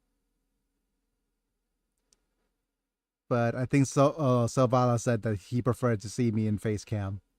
But the advantage of me using this little guy is that Biggie is a VTuber. yes, I've become VTuber. The little advantage of this little guy is that I don't always have to be sideways. I have to turn my camera on, and I could always just stream lying down sideways and feeling a little bit better. But isn't this guy adorable? I've tested this guy out, and he's amazing. So I could be a VTuber for today if I like. I was testing this guy's animation out, and I love the bounciness. Technically, it's not VTuber. I think the correct term of it is PNG tuber, because these just use a couple of PNGs, and I like the little detail of the bounciness of my body, as well as the fact that my tail wags around. So there's that. Okay, let's have a look at some of the It's very recommended traits. adorable. Yes. I like the tail bounce LOL. Yep. Okay, anyways, we have soldier, we have a couple of different things. Camaraderie. For each adjacent ally, the soldier deals 9% more damage to enemies. No. Exploit surroundings. Cover efficiency is increased by 10% for full cover, 20% for half cover. No. Fired up. Whenever the soldier deals damage, the critical damage is increased by plus 1% until the end of combat. Wreck and Ruin is after the soldier deals damage to 3 different enemies, the soldier gains plus 18% more damage for the next attack in the current combat. That's a little bit on the rough side. It depends. This means that we need a lot of enemies to be able to exploit this. Reloading costs minus 2 AP less for the first reload in the combat. Does not cost AP. I think rapid reload is probably what I want for her.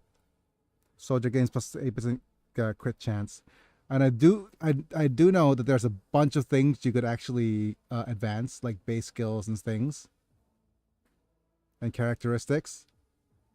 But let's go ahead and pick the recommended skill here.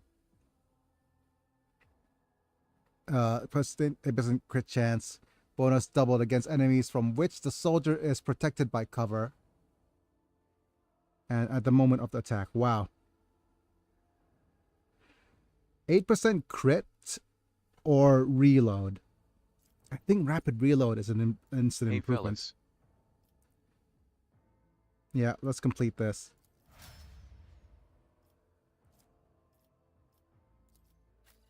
Yeah. ISL Vala. I'm back to being a VTuber model for now. All right, so look at this. We have a bunch of buffs on lore of Imperium, I came commerce. back and he switched back. Yep. And I switched back. Ta-da!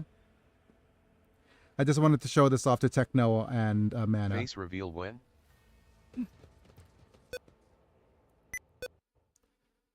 I'll lay claim to the stars. Oh, there's a bunch of dudes we could loot. Is there stuff we could loot on this side? I don't think so.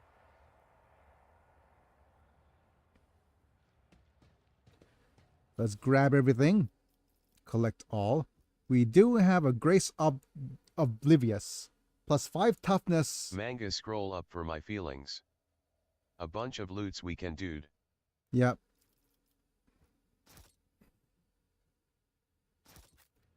Feeling a bit better now. Yep. Zavala wasn't feeling very well this at the start of stream, but he's doing a little bit better now. So that's good. All right, let's go ahead and look at our inventory. Let's look at which character has the least intelligence, because the Curse of the Oblivious is plus 5 toughness if the intelligence is less than 35. So, oh, poor Abelard. I will take my millimeters and feel good about it, damn it. Okay.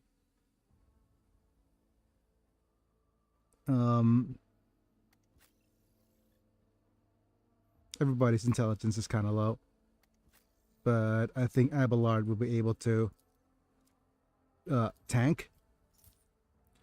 I like the fact that all of these various different gears do add on to your character. See?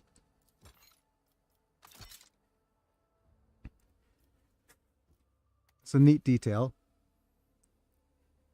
There she is. We also have a helmet of the devout, the dogmatic. Also, apparently Biggie here is gone down the path of the iconoclast. So we're gonna pick the Iconoclast perk because I think it works best. We're either Iconoclast, meaning that we're for the people, or Dogmatic, which is we're devout, and Heretical, which is we're heretics, pretty much. But I think we're just going to go Iconoclast here. My kind of character. We have a biography. Led the people out of the fire trap, refusing Theodora's help. So there's that. Okay. I see your feelings, Selvala. If anything else, we are glad to see you here with us, friend. You will persevere.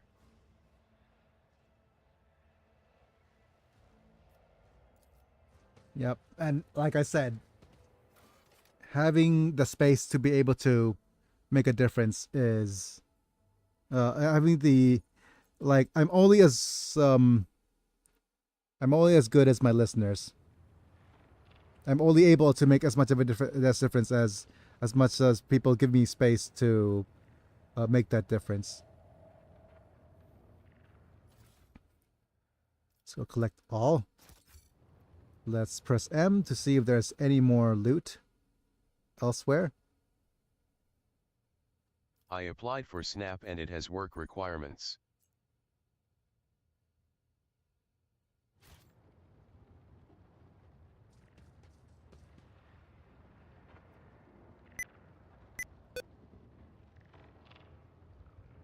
Oh wait, there's a lore on warp lore 100%.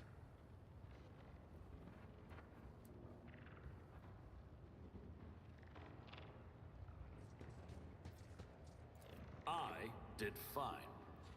The horrific vision is produced of the warp. Was it? Of the warp energies that permeate the bridge. Okay. So warp energy has permeated the bridge.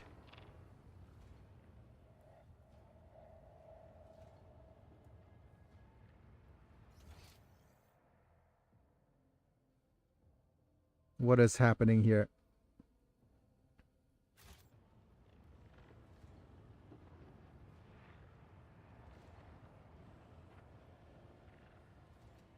There's something that's going to happen as soon as we reach over there, isn't there? Yeah, there's no other things that we could interact with. Oh, Aethelthred is here.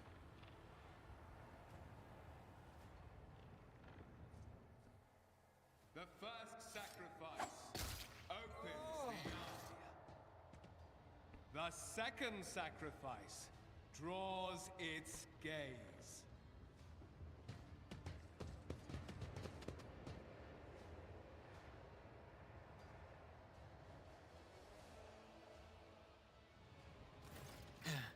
Help has arrived. Too late to change the tide, I'm afraid. But if there is any honor in you, we can at least die with dignity and give our lives for the rogue trader. Yep, too late. Okay.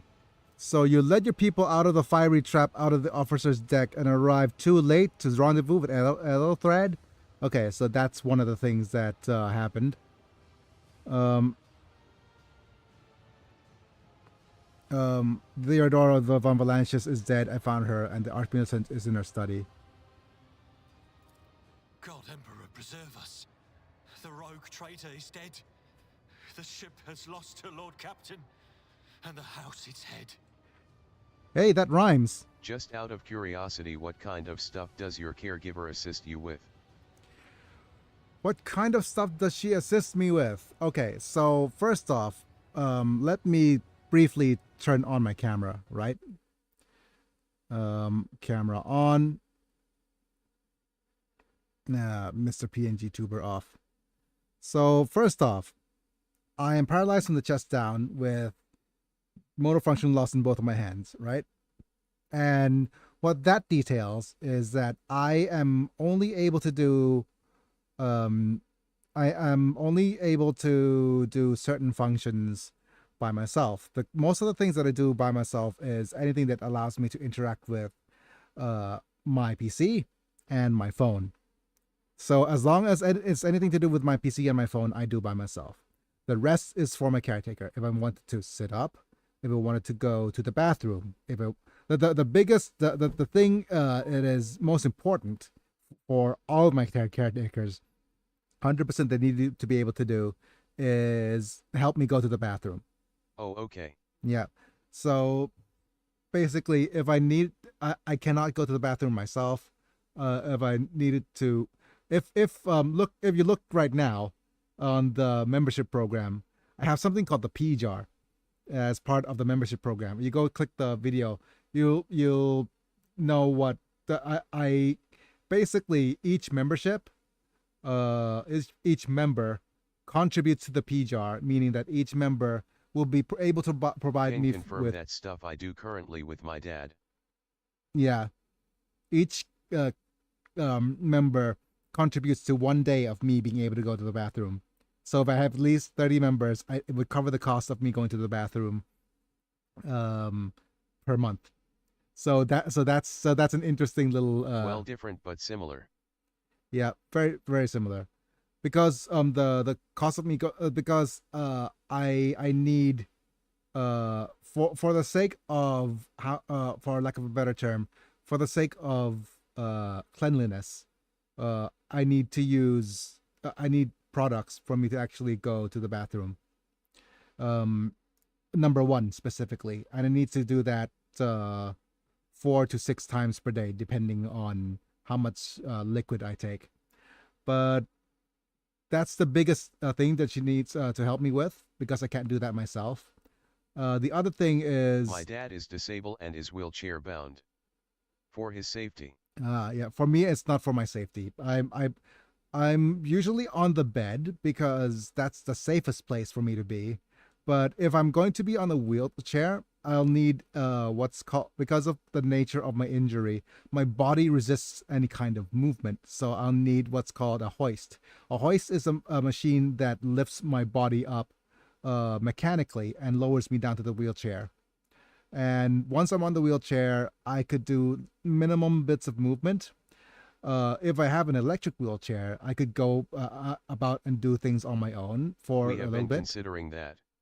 Yeah. Hoists. The thing about hoists is that it really does say. The thing is, it is appropriate for somebody for me, because one thing is my size and weight, but definitely it's more of my condition. Because of the nature of my paralysis, right?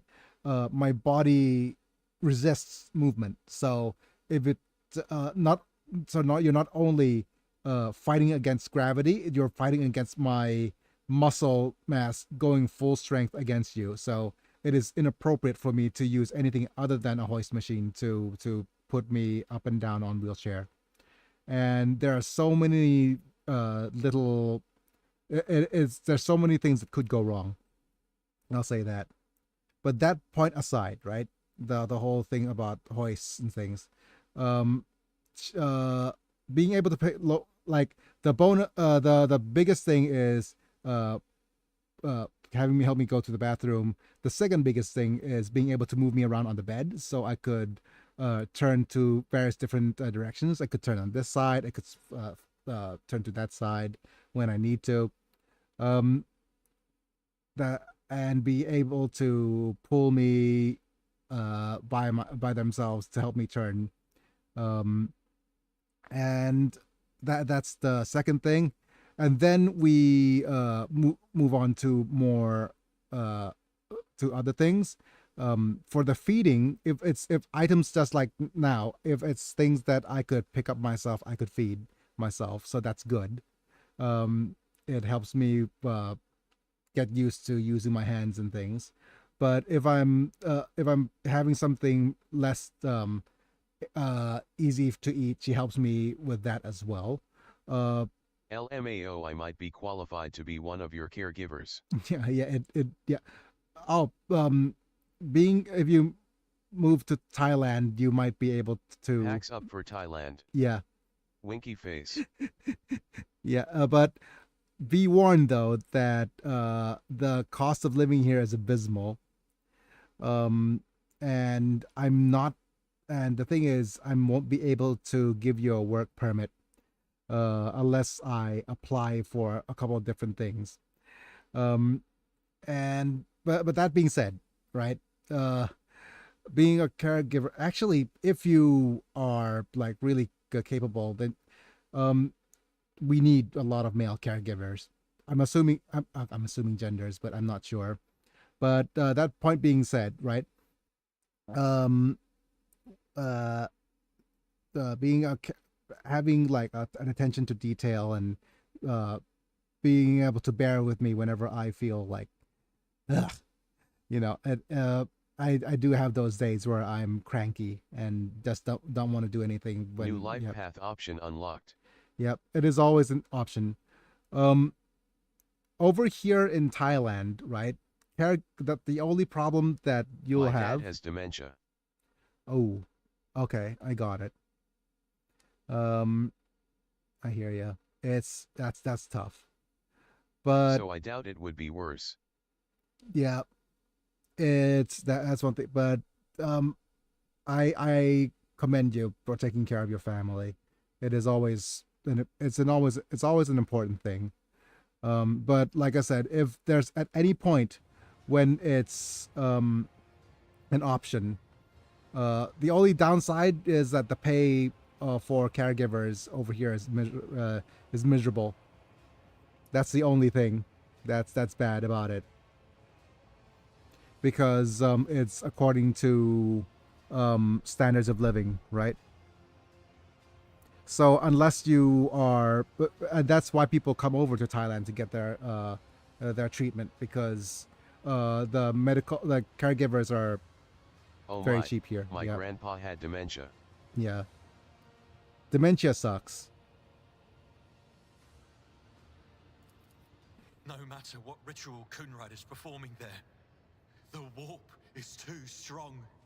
I cannot withstand it. I feel my body changing with every second. The warp is ringing in the air. This is the end. We will perish in the warp, along with the warrant and all the dynasty's heirs. So yeah, The enemy of humanity has triumphed.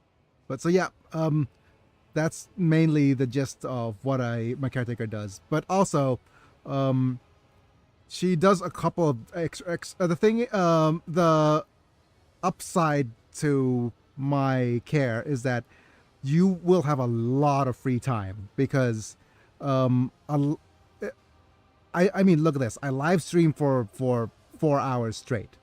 So by default, I am actually like, I will have you, but be free for pretty much 4 hours. People who come in always said like whenever they come in to take care of me, it's like a holiday, because I am very different from most caretaker for most who need GFP care. viewers on stream. Oh, come on, Mr. Remove the space. Enough. No. At GR82FN. Oh, Block. that's caretaker stuff. It's a few moments of stress with a bit of boredom. Yep, that is very much what it is. Damn bots. But yeah, anyways, where was I? Yeah, it is for me, it's a lot of boredom. It is just and I am very convenient in the fact that I am, how do I say this, still have my mental faculties, which is rare for a caretaker case. Like mostly dealing with dementia is I'd be able to get my meds in Thailand. Yeah, you'll definitely. Well, the thing is, I'm not sure how well we could support. The thing is, out-of-pocket medicine is a little bit expensive here, but it's not going to be as expensive as the U.S. to be fair. But if you save up, saving up is going to be tough too, huh? But usually, there's those people who Sigma grind in their 20s and 30s and come and retire in Thailand. There's a lot of expats who do that, and they just go to places like Pattaya, where there's a lot of expats who come in, who do that, because it is one way of actually being able to retire due to lower standards of, not cheaper costs of living. not lower standards of living. Our standards of living is pretty high in comparison to other Southeast Asian places. I've seen it before. We'd better get away from him. The changes are already accelerating. I forbid you the very thought of, let's continue here before we actually go deeper into that. But I forbid you the very thought of yielding. Only by resigning to your fate will you truly suffer defeat. Or the ship can still be steered out of the warp. But we must first restore communication between the bridge and Navigator Sanctum. I think that's the most pragmatic thing. Then we have no right to bow our heads. Yep. Stare at you, and his eyes harden with cold resolve.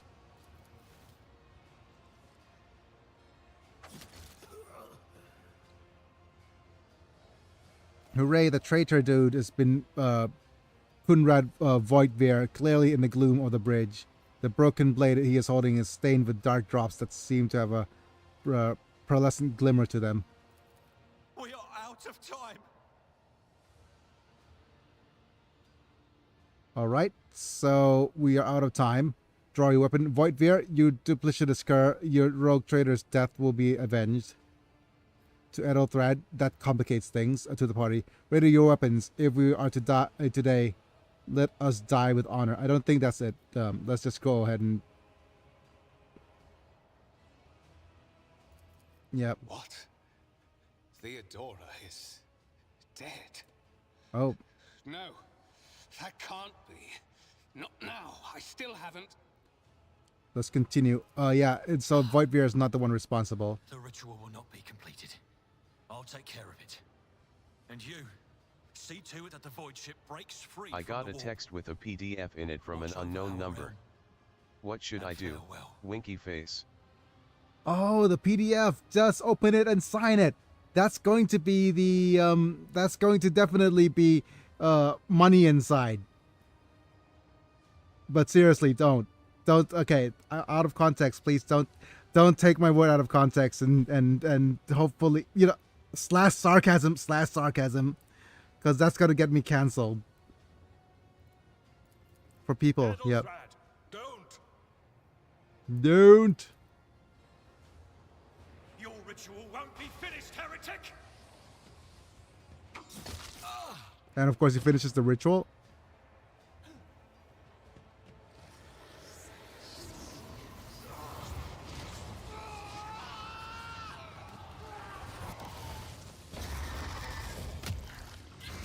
Oh, hi, random void my monster, Nigerian dude. prince will solve my problems. Yes.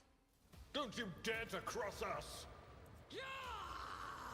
Right. Okay, let's go ahead and see who could do what.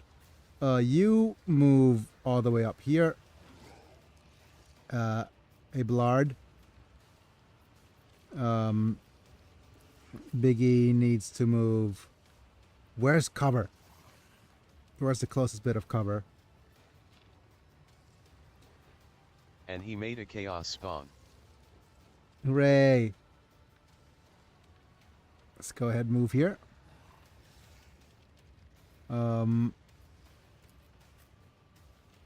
Idra. Where should Idra be? Let's move you here. And our lady should be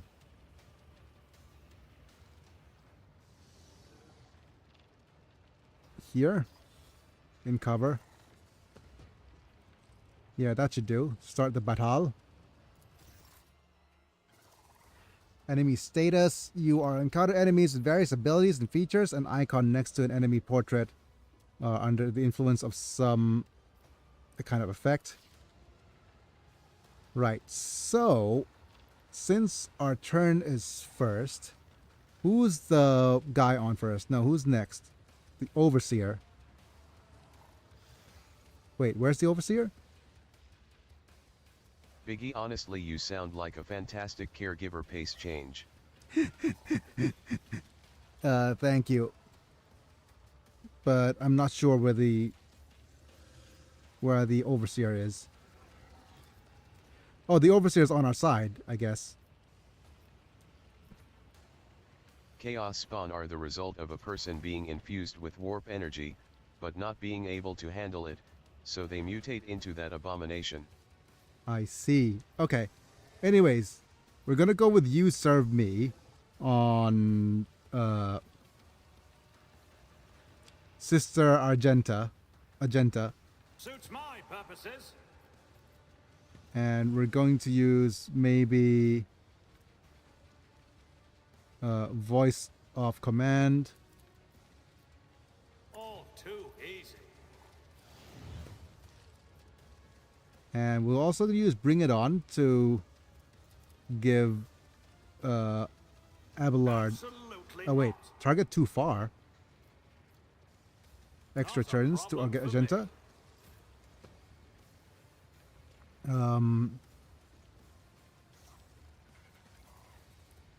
We could use Run and Gun. And we'll use this. Okay, that probably is... As the Emperor commands, each strike is a prayer. Okay, momentum. Use unique abilities called Heroic Acts and Desperate Measures or momentum is required. Depending on the action, your party is in combat, the momentum bar will increase or decrease. A higher momentum allows your characters to use a Heroic Act. A low value grants access to Desperate Measures. I guess this is... Wait, where's the momentum? There it is.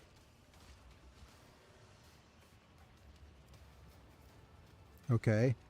Grants momentum equal to 10. Also grants additional 5 momentum for each enemy that is either in a 5-cell radius. Okay. Grant momentum. And then just end turn. And now Biggie has a chance to shoot. Yep, let's use one of his actions to shoot. At the chaos spawn. Oh, I missed. Oh well. Abelard. I think we'll need to have you do a charge attack.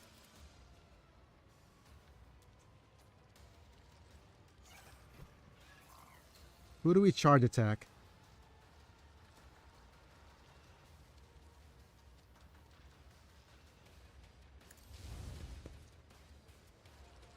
Oh, I missed the charge attack. I guess we'll go with Endure. At your beck and call. This. It will be done.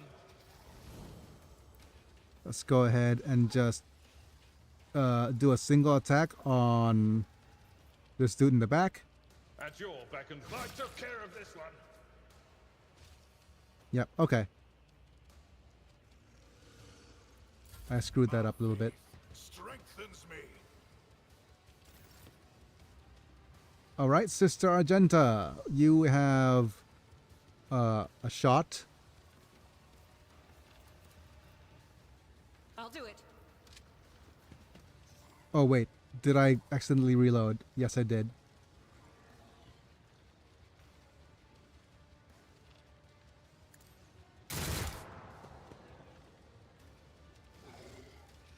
Okay. That's not good.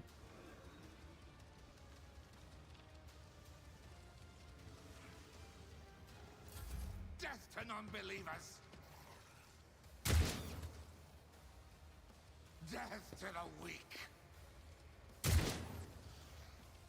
You missed, buddy. Okay. So now we go Foreshadow. That Oh. is not my destiny. Too far. Okay, Biggie then. Anything else? All right, let's use Analyze Target. No can do. No line of sight.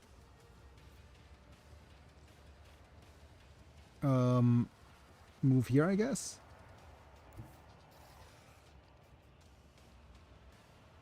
I know what is to come.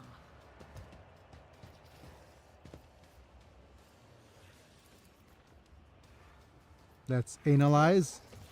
Was that you? Or And let's shock him. Bzz. on it? Ow. Duty go hand in hand.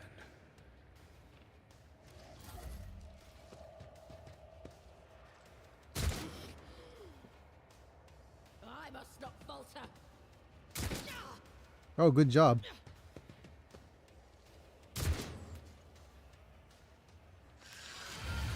Ooh.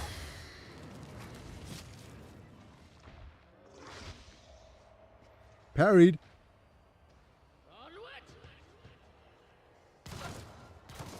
Ooh. Good job. Buddy. Let's go ahead and do...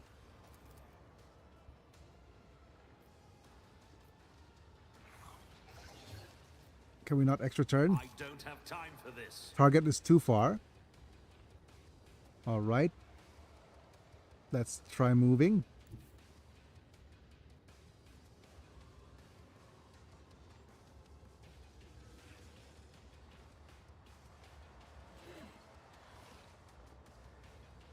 How close do we need to be? I think I need to be here Forge ahead! to give extra turn to Abelard. Not my specialty.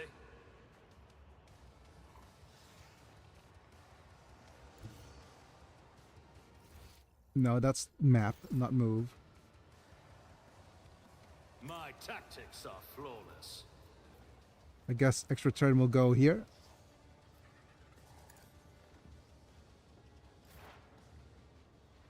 Let's go ahead and give you 4 warning to Biggie. Anything else?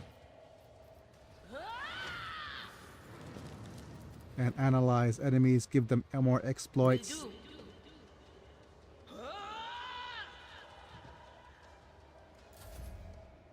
And Biggie could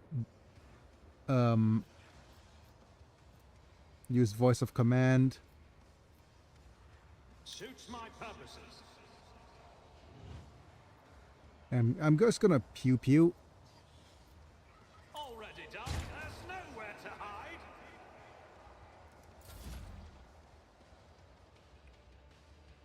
Curses, the burger I purchased from a nearby pub didn't give me any ketchup. No, no catch-ups. And let's go ahead and I will do my duty. do your duty. It will be done.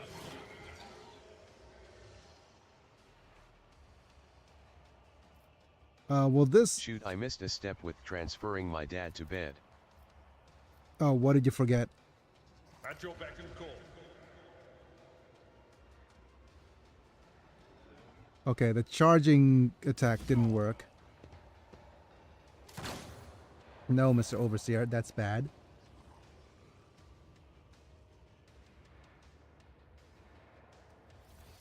Okay, I'm gonna move you here. God Emperor, move He gets through me. agitated with me. Be the fire in my heart.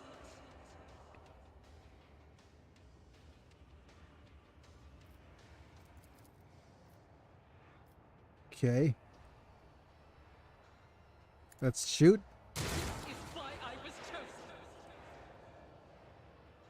Let's I go. needed to have him scoot to the edge so he was in a crouch. Ah, Can I free. fall back now? Let's go ahead and give you a boost. Was that you? Or Let's stack more weaknesses. anything else? There's a lot of echoes going on.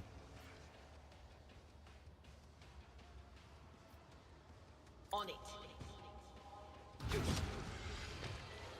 A lot of the occupational stuff is to help us transfer him without him hurting us. Congratulations. You've received 100 messages today with Restream chat. Hooray!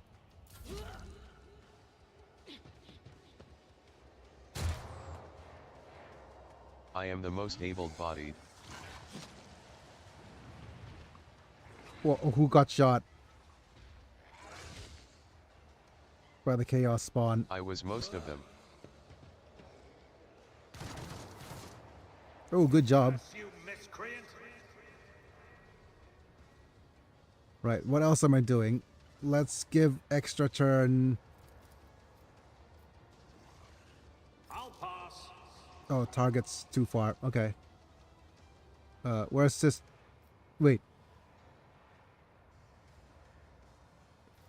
What happened to Sister Argent? Oh, did she fall?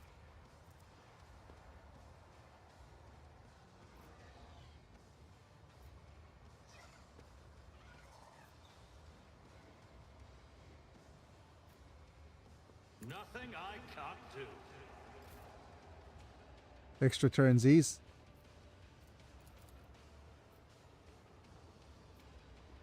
Anything else?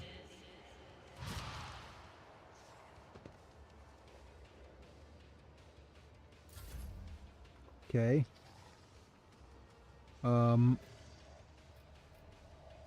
Voice of command. All too easy. Single pew. I often went with my grandma to the home where they took care of my grandpa after he got dementia. It was rather sad to see many such patients. Shoot, back to stress thinking. I just thought of how overwhelming it was the first time I tried to find a job. Yeah, stress thinking really doesn't help. Oh, forgot the attack opportunity was a thing. And let's charge attack. And endure. Slice. It will be done.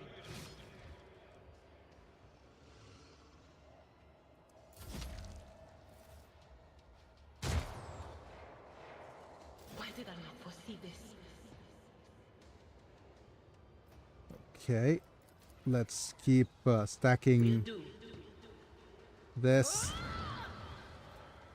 And then stack this. The echo is probably from all the warp energy in the air. Just take some deep breaths and reorient yourself, Selvala. Yeah.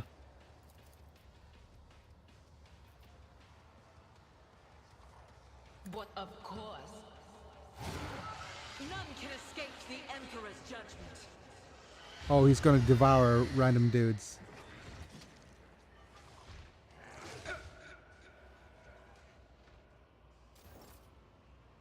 He's doing an admirable job tanking. My prescience has failed me. Brace yourself, Avalon.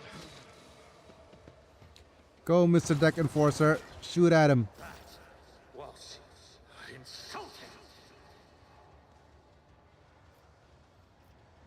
Okay, voice of command. Followed by Sister Argenta. Shoot him again. Well, reload. As the Emperor commands, I act. Reload and shoot. Doubt is for the weak.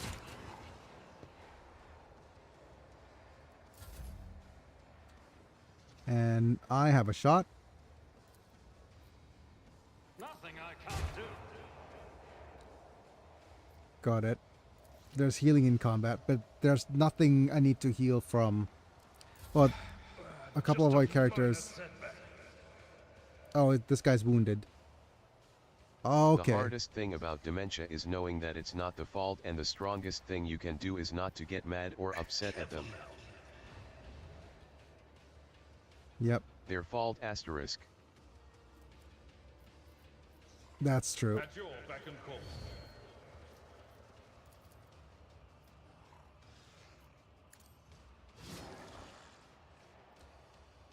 Like, you have kind of no idea of what kind of you never really know what kind of like what it feels like, I think, is to have dementia. But I'm going to use a run and gun here. Faith without deeds is worthless. I'll do it.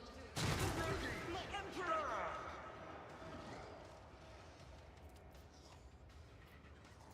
And shoot at him again. As the Emperor. Okay. I've never felt pain like this. Wait, Idra's about to be... Okay, she's in trouble because Indeed. I didn't realize she is under Alzheimer's, toxins. Yeah. dementia, they are some of the most cruel ailments.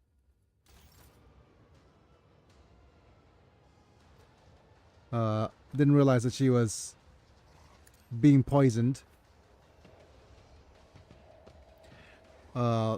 Which means that next turn we'll need what's his name to do a bit of healing. Analyze. Will do. Expose. Was that you? Or And shout. anything else?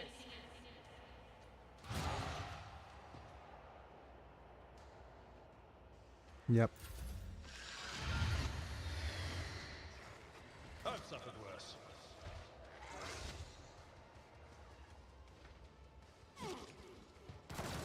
Strange YouTube didn't show or comment manga. Okay. Extra turn. But I heard it. Weird. Wait, why did manga didn't...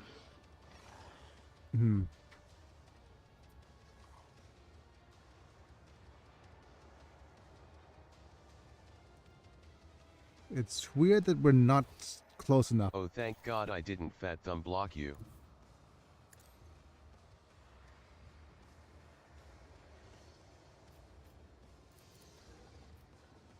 Already done.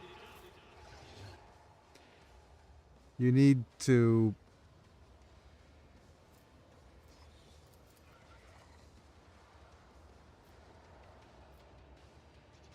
I'd rather not. I will do my duty. Oh, that's not good. That's not what I wanted to do at all.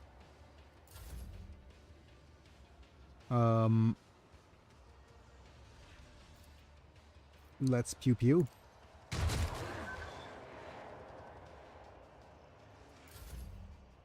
Because I wanted you to move here. My place is at the fort. And then you could use this med kit. This wound will make a fine scarf. I owe you one. And can you charge?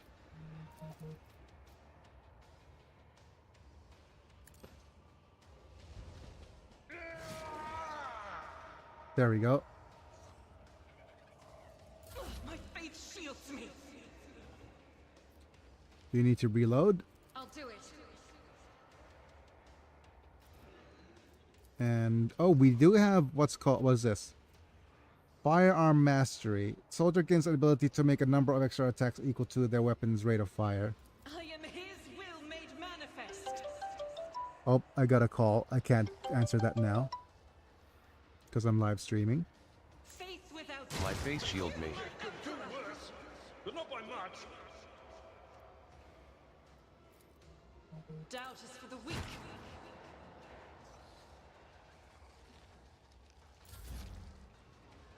Okay. Let's keep stacking enemy analysis and expose weakness. On it. It's me calling about your car's extended warranty. And shout.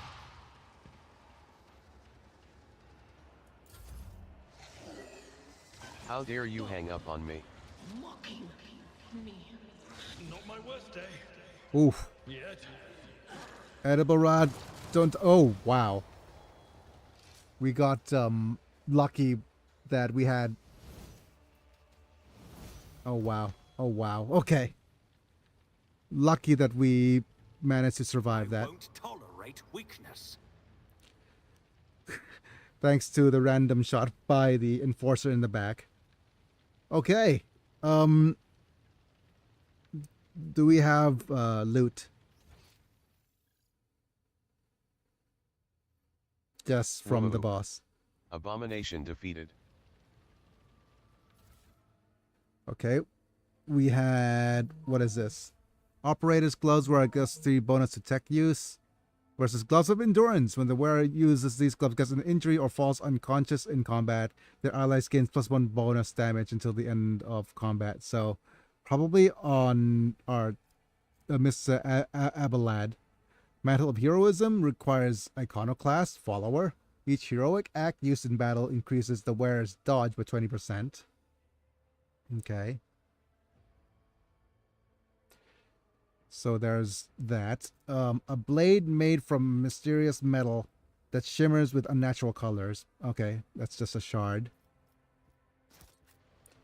Let's go ahead and look at our inventory here. Where does this go? In the equipment slot. For the thing is, what is this? +5 fellowship for each enemy in a 2-cell radius. I think that's still Oh, more no. his things. A warp blade maybe? Yeah. The thing is, this means that Biggie would probably work better. Man. Heroic act used in battle increases the wearer's dodge. Yep. The thing is, follower ability, like fellowship, is a little bit on the low side. The thing is, I went ahead and picked the whatchamacallit ability, a ballistic skill. So this is not going to be useful at all unless we are in the back somewhere. Gloves of Endurance is probably going to be best on you because you're our tank. What is this? Blade Shard.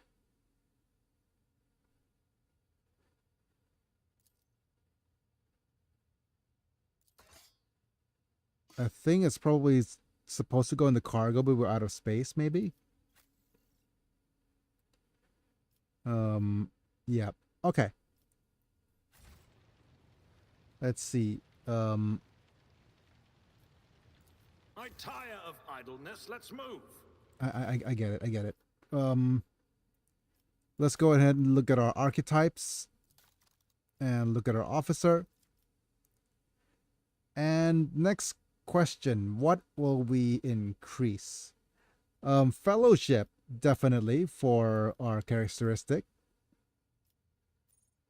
And we have a couple of common talent that we could pick.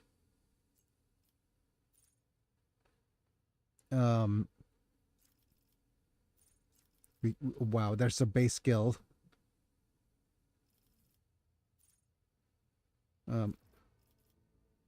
Do we have a dual weapon combat? Can attack with second weapon in their current weapon slot, in addition to the usual 1 attack per round. This attack plus a 20% penalty to the weapon skill, and the ballistic skill, and cost +1 AP more. Oh wow, I would love to have a dual wielding character, but I think that's going to be kind of sus. Okay. We have a bunch of you do things. Yep. Yep. I want a couple of these. You do something. Noble uses an ability on the servant. The servant gains +1 AP next turn. Does not stack with itself. You, go on. Noble servant gets +2 movement points. You, kill it. If the servant kills the target, that noble deals damage last turn, gains +1 AP. The noble gains +1 AP. You, protect me. Noble and the servant are adjacent to each other at the start of the noble's turn.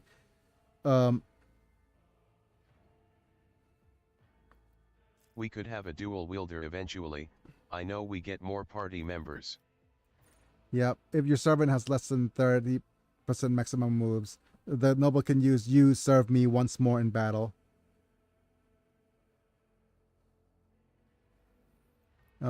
Designating a new servant and removing the effect from the previous one. I do believe a you do something is paramount. I love this one.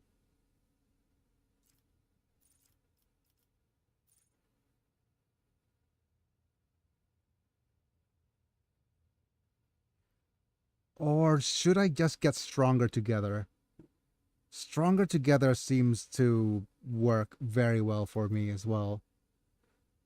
Giving everybody +5 perception is chef's kiss though.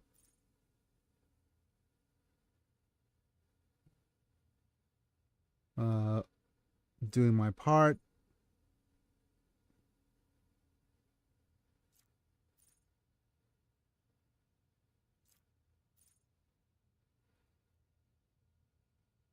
Oh man, do I pick the Stronger Together perk or you do something perk? You know what? I'm just gonna give everybody a +5 to perception.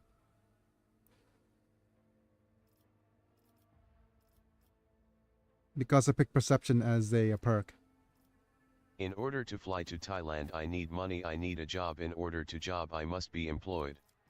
In order to be employed I must get resume to spam. Don't be careful. Be careful because that's the ADHD rabbit hole of in order to rabbit hole. Because basically it is in order to get a job, give us yeah. And basically and there's that clip from Malcolm in the Middle where the dude is just doing all manners of things. It's like, I need to fix the bulb in the garage, but the bulb in the garage is not working, and then they need to fix the ladder needs fixing, but to fix the ladder I need to work on this, that is the ADHD rabbit hole. You won't get things done. What you need to do is you need to focus on one task and one task at a time. Pick 3 tasks and list 3 tasks, pick 1. And not be careful of getting distracted because that is always a thing. And we could pick either a talent or a characteristic. Okay, let's first pick the characteristic. We're gonna go with either toughness. Yeah, we could pick toughness or weapon skill. I think our weapon skill is... Yup. Gotta do things slow and steadily. Yep. Let's pick that. And what else do we need to complete? Yeah, I knew the flaws the moment I saw my mind went down that path. Thick skin, you already have this feature, so no. Epicenter of Slaughter is the one I wanted next. Whenever the warrior... anyways. Yep. Whenever the warrior is attacked, they gain +1 stack of Epicenter of Slaughter until the end of combat. At the start of their turn, the warrior gains +1 temporary wounds for each stack. These temporary wounds cannot exceed 5. Let's go ahead and pick that. And pick toughness. Complete. And let's go ahead and go have a look at the operative. What do we have? Let's pick either intelligence or perception. Let's go intelligence. Wait, intelligence on Biggie is higher, so let's go with perception, right? Bigius is at 40 perception. Let's go ahead and improve that base value. And then we'll go... let's see. What of our... We don't have a recommended skill anymore. Edge of Fate is beginning of every combat psyker's ability gains 15% crit chance. First critical hit removes this effect. Fatebringer allies under the effect of at least one psychic power gains +7 armor penetration. Flawless Plan, every 9th successful dodge and or parry by the psyker. No. Predicted downfall, the first dodge attempt of every enemy in combat suffers a minus 14% penalty. Unnatural Luck, when this psyker uses a divination psychic power on an ally without an unnatural luck effect, that ally... I just got an AI-generated Warhammer 40k ad. Hooray! Sussy. When the ally suffers a critical hit, it becomes a normal hit instead of the unnatural luck effect is removed. Yeah, anti-crit is pretty interesting. Neat. Giving anti-crit is fine. The other thing that we could do is we go plus crit hit. Allies under the effect of at least one psychic power gains additional +7 armor penetration. You know what? Let's just go ahead and do that. Flawless Plan is not successful dodge. Is no.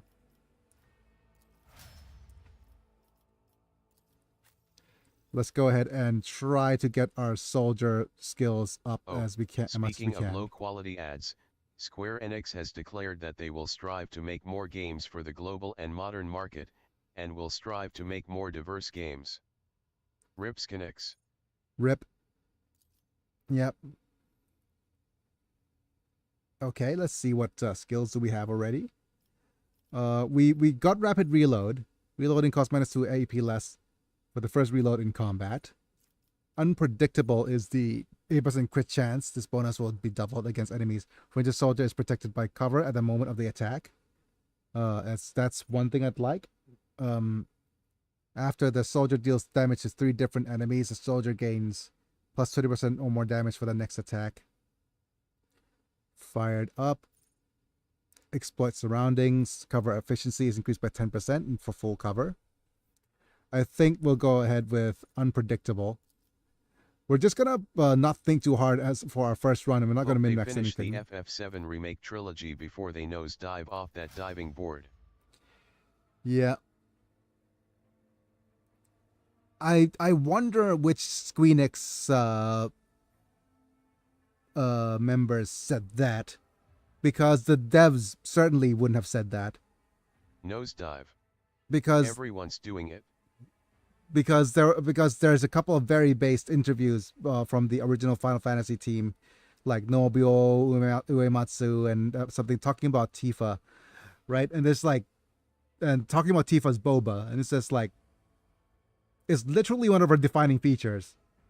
It's like, and I think one of the devs said, I wanted to make it bigger, but it's not going to be allowed on the market if I make it any bigger, because that's actually one of her defining character traits. And it's like Tifa's boba is like Barrett's scar, and like some of the other characters, other defining like Cloud's hairstyle and sword. It's like their defining trait. People recognize them by that. I think that's what is being said. And yeah. Anyways, LMAO, of course they would want to make it bigger. But anyways, what I wanted to say is, let me just look at the map and see if there's anything in particular that we need to go to. This is an Einich Montag. Is that a corpse to loot?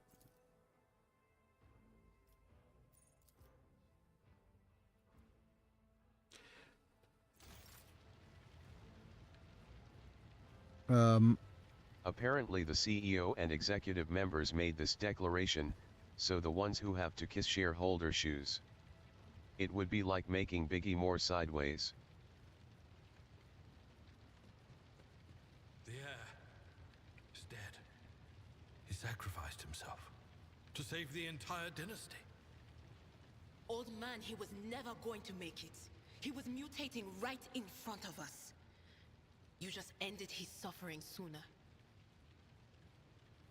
Yeah.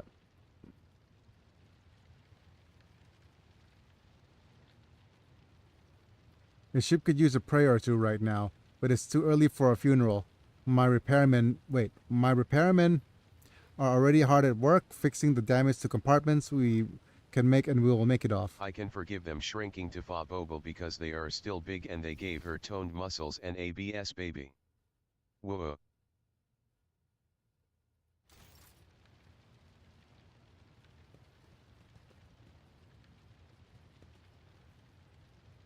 Wait, what is this line? It's about time.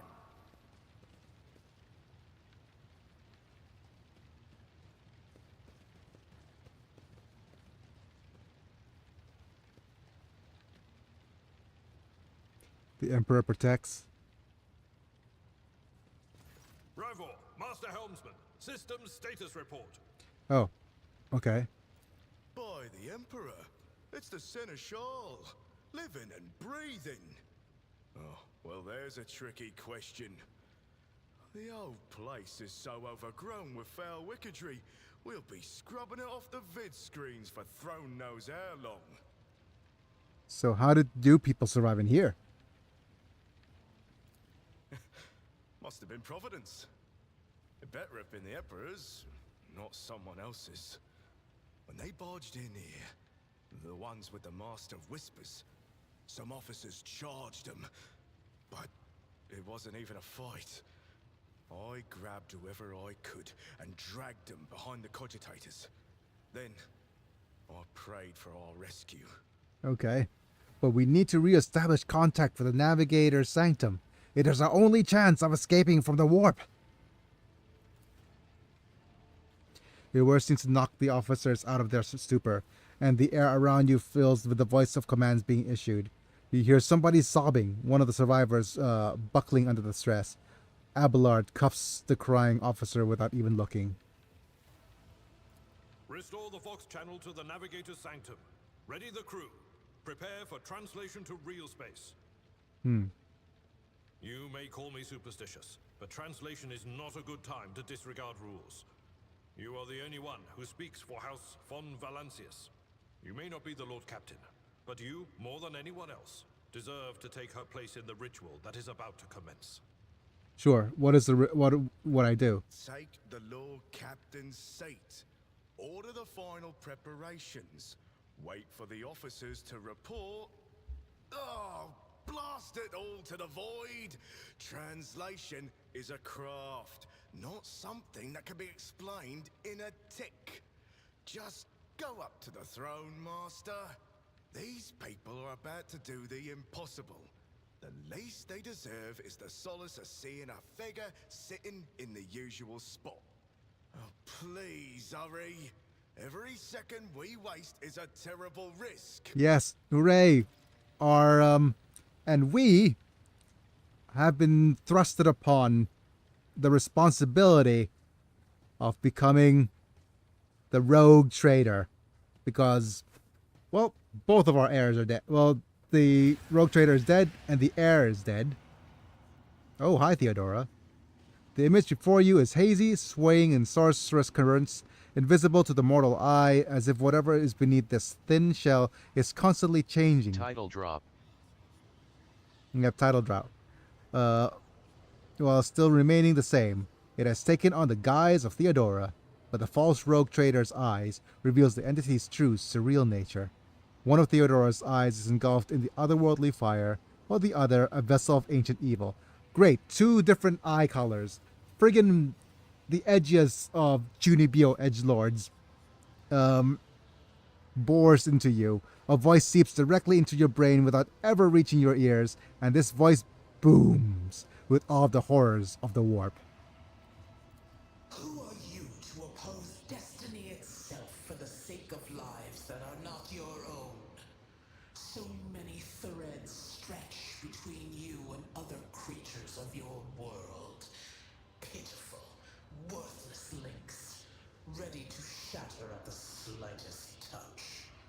A muddled, erratic, pointless tangle. And during one of the decisions, we made a iconoclastic decision of leading the people out of the fiery trap of the officer's deck and arrived too late to rendezvous with Ethelthred. So that's the consequence of our choices there. I have no idea if any other choices would have resulted things differently, but apparently this is the consequence of that. It resonates and merges with the voices that have already dug their roots by the corrupted weapon into your consciousness. A moment later, you realize that all these voices are the myriad manifestations of the same call that has finally invaded your mind. So you are to blame for Theodore's death, or I am saving my people. Do your worst, but you cannot stop me. Be gone, Phantom, or what do you want with me? I'm saving my people. Sorry, rip earphone users. Lead them, mortal. Guide them. Persuade them. Force them to walk your path. You will need followers, for destiny is preordained. Oh boy. Actually, you know what? Oh man, it's rough. It's a rough choice. Not. I wasn't saying anything, but basically, I recently read. I'm not sure if everybody's familiar with Berserk, so just say yes in chat if you know the Berserk and what the eclipse is. Just type 1 in chat or something if you know what Berserk is. If not, I don't want to spoil it for you. But it was something to do with Griffith's choice and whether if you would have taken that choice given your condition. The aspirant vowed to return with a trophy, a relic that could serve the edge of daybreak. That fate was assured, and the steps chosen. And yet, you broke the unbreakable when you took the aspirant's place. I see you on the day when the final dawn rises over the Iron World. I see you by my side on that day. The day of my resurrection. Okay, so it's not Kunrad. It's not her.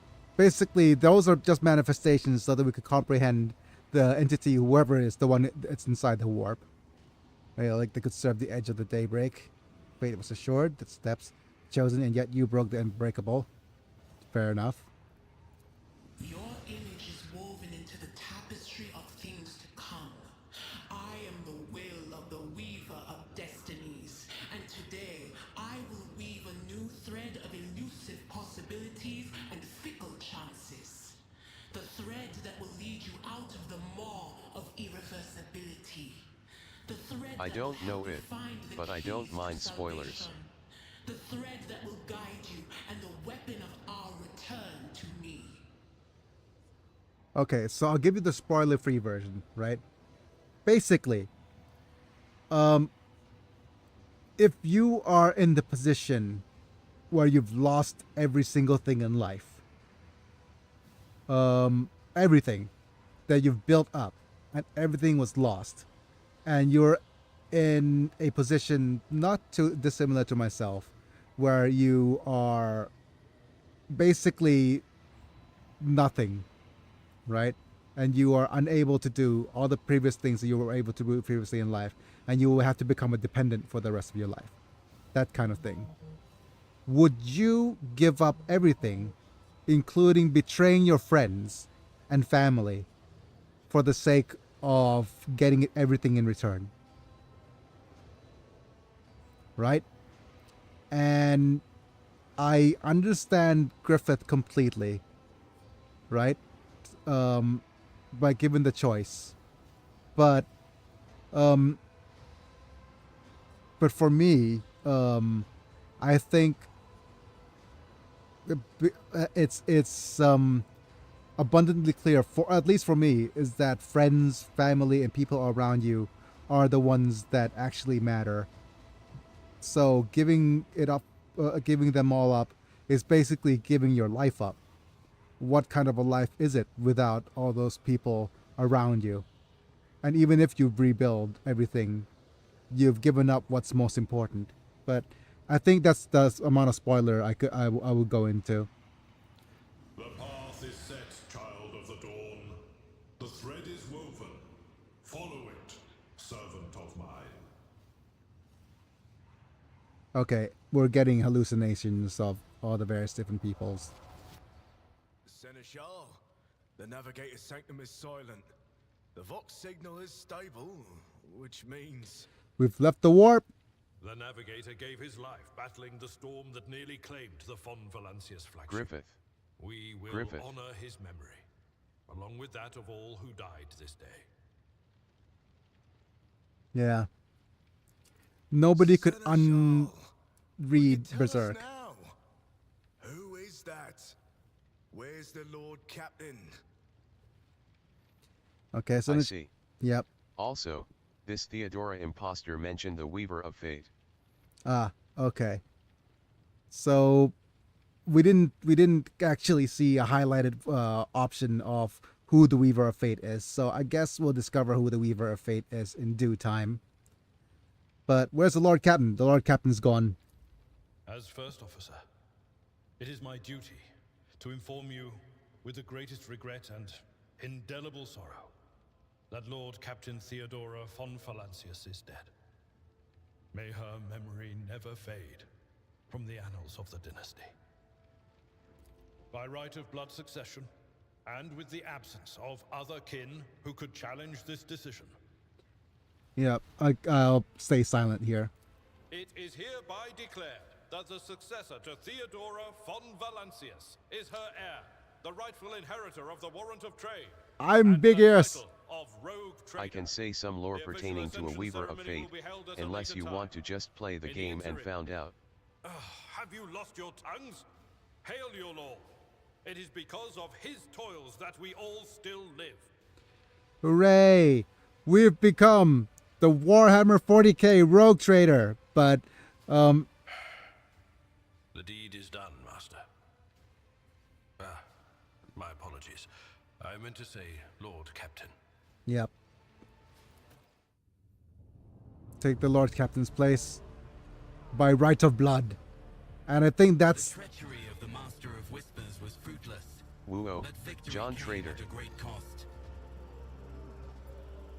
Lord Captain Theodora von Valancius perished along with her heir Edelthrad, and thousands of crew members.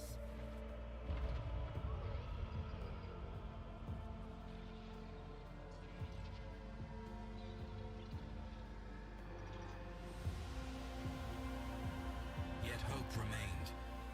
For the second in line to the Rogue Trader dynasty survived. And through the strength of his resolve, saved those who were counting on him for protection. Ah, assuming genders, huh?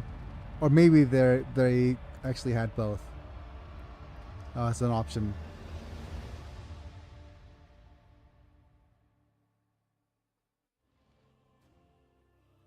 You could always hire mercenaries to tailor to your experience to gather a wholly unique party and play co-op with your friends. Talk to the Hypactorium about this matter, however you will miss out on some of the narrative content from your companions. Aw. Damn it. Damn it. This is an amazing choice for co-op, I would assume.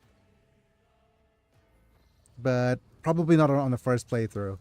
Definitely not. And you have to have your friends in a certain headspace as well. Deep shadows of wariness can be seen on Aldebarad's face. Huh. Didn't know that there was a co-op mode. Okay. So open the cargo management screen to learn more about the cargo on your flagship, the amount, the type, the percentage of cargo being filled. Okay. On the cargo tab, you can see the details about the items packed in each cargo slot. If you need to use an item that is already packed, move that item back in your inventory, where cargo is needed when you're trading with merchants, so you will meet them soon. Okay, got it. So we could look at cargo. Oh, and deep shadows and weariness can be seen on Aldebaran's face, though the old officer's eyes are keen. They rake over you from head to toe. He frowns, muttering something, then nods to himself. Well then, your lordship. Okay, you cannot help but notice that the seneschal does not know how to talk to you or where to begin. His hesitation brings an involuntary smirk to your face, although as though someone else entirely, because I was wounded by the corrupted weapon, is gloating at the old officer's confusion. Seeing your smile, Aldebaran pulls himself together. Okay. So basically we're corrupted a little bit. You must now hold your first officer's briefing in your new role as Lord Captain. For many of those who are about to join us on the bridge, this will also be their first briefing. We sustained massive losses amongst the senior and middle-ranking officers. Some posts have had to be filled by deputy, while others go unfilled entirely, and now the deck clans are deciding who will take over the leaderless crews. Okay, how did we come to lose so many officers? Just a little corruption, as a treat. Yes. It appears the heretics were deliberately targeting the vessel's command. They knew exactly whom they were looking for and where they could be found, which is unsurprising given that the informant on board was our master of whispers. And what is the agenda for this meeting? Reports on the condition of the ship and crew. The Lord Captain is not usually drawn away from her important affairs to attend such routine briefings, but this is a unique situation because I am still receiving updates from across the ship, and they are not encouraging. Okay. Getting this bird to fly could take a gargantuan effort, even so far as to you personally negotiating with the authorities of the system we are currently in. Okay. So basically going into warp now would be a stupid thing to do because we don't have the dude that helps us with the warp. I think the dude that helps us with the warp is dead. So I think that's got to be one of the priorities. Whoever that dude is, that one that stops us from corruption. Helmsman? Was that the helmsman or is that the navigator? One of those roles. But yeah. They could take a gargantuan effort. Take this opportunity to get a good look at the officers who work 6 decks. Haha, that's what you said. Away from the bridge. Navigator is Rip in Pepperoni. And they will have the honor of beholding the visage of the Lord Captain. Right? Have we succeeded in tracking down Vognir? No, Lord Captain. In all the commotion, his trail went cold. Our people are still on the hunt for him and any mutineers who may still be skulking in the ship's many corridors. But frankly, I would not be surprised to hear that we are now on shuttle short. I am afraid it will be some time before he answers for all that he's wrought. Okay. Wait, Aldebaran. Is there an altogether more pressing problem? I didn't... Oh, no. Okay. Do we need to say that we don't wish to be a rogue trader? I don't think I want... Okay, I'm ready to start the briefing. I don't think it's in my thing, because... Look, it's... Given the situation, it matters absolutely nothing for us to not wish to be the rogue trader. And it is responsibly... I usually... whenever responsibility is thrust upon you, you take it with pride. It's not like I don't want to be one. If I want to state it in a certain way, I would probably just say that, although I do not wish to be a rogue trader, I must. I know that this is not a choice that I couldn't. It's not a choice that I could make. Our ship, just to remind, is like the size of a city. Yeah. We're a city-sized ship with me. Basically, we're running a whole city, right? So we're like the mayor. Oh, hello. A dozen pair of eyes bore into you, the expressions revealing resistance, restraint, joy, curiosity, and wariness. Okay, let's have a look. All right, attention officers, you have been granted an honor. Lord Captain Ambiguous von Valancius will personally conduct today's briefing. Our most gracious Lord Captain is ready to hear your reports. And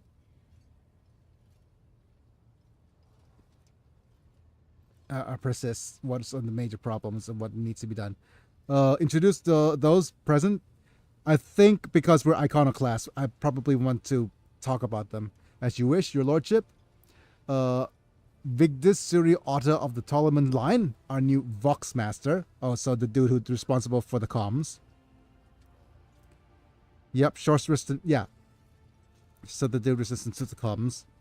Okay, let me just see if I could remember all their names off the top of my head.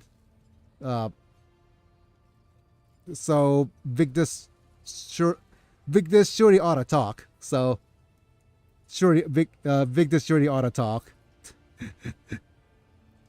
In lore, there are whole populations who have been born and lived on some of the major Imperium ships for generations. Their whole purpose is to crew the ship. Ah, I see. I imagine that could be the case. But it's an honor to serve you, lordship. Offensive bow. Yep. Vigdis nuts. Ayo. Aboard this vessel, you have in your command thousands of crew members and hundreds of officers and sections chiefs. I am responsible for receiving, processing, as well as sending all communications between you and them, as well as external sources. I'm your eyes and mouth, Lord Captain. Yep, you are important. Here's Raver. Raver, I hardly know her. The Master Helmsman. Ads. Yep. Ack. Interrupting ads. Yep. Moo. But Raver, the Master Helmsman, steers our ship along the course set by the Lord Captain and monitors the void around us to ensure that we do not stray into the asteroid field or pirate trap. So yeah, Helmsman as a helmsman. Raver, I hardly knew her. Good job, mate. Hail, Lord Captain. Here this ship be as good as home to me. So rest assured she'll be in safe hands. I'll die before I'll let her come to any grief. Thank you. Please don't go wait. That's actually a positive flag. He's not gonna die. Or is he? Oh well. Lastly, our High Factorium. High Factorium? The sponsor of this video? No. If I wish. But anyways, Janris Danrock. Janris Danrock? Sounds like a Flintstones character. Oversees supplies, procurement, and the general material. Being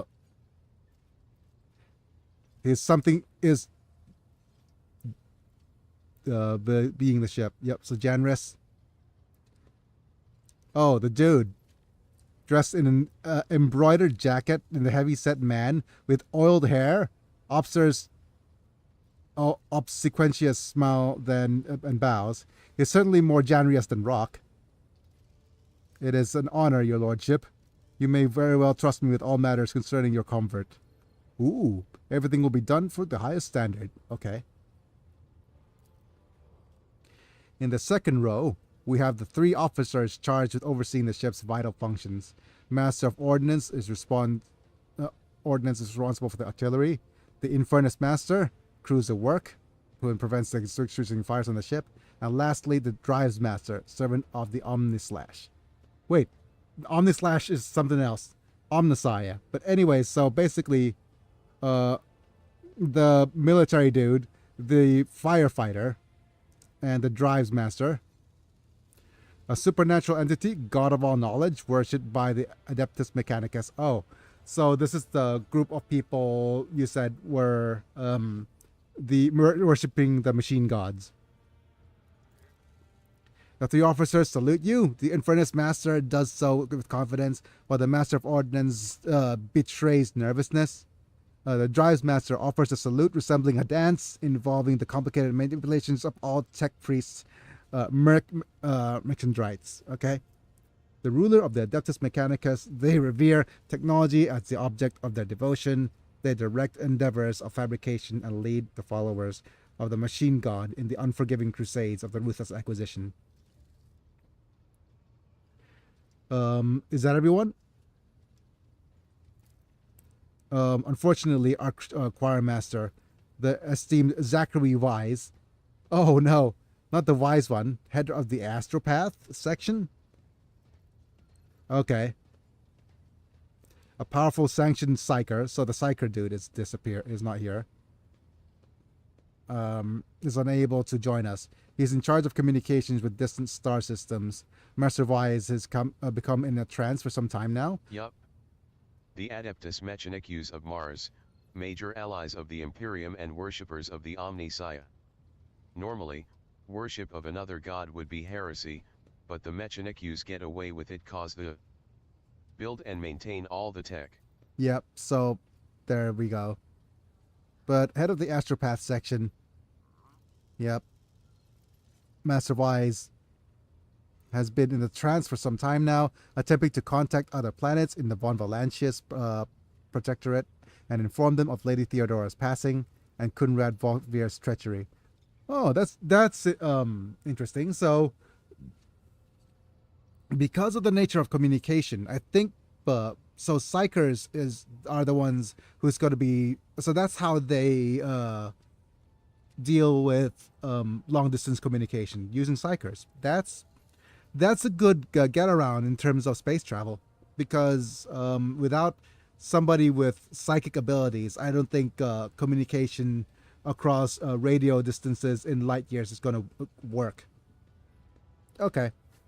Hooray for all the science fiction jump arounds. But, yep. Thoughts travel faster than light, after all. Kunrad Volkvir's treachery. You up. Yep. The Von Valancius Protectorate and informs them of Lady Theodora's passing. Astropath progress as soon as possible to do so. Okay, fair enough. It is equally regrettable that more individuals worthy of mention could not join us at this briefing. Master at Arms, Confessor Adalbert. Okay.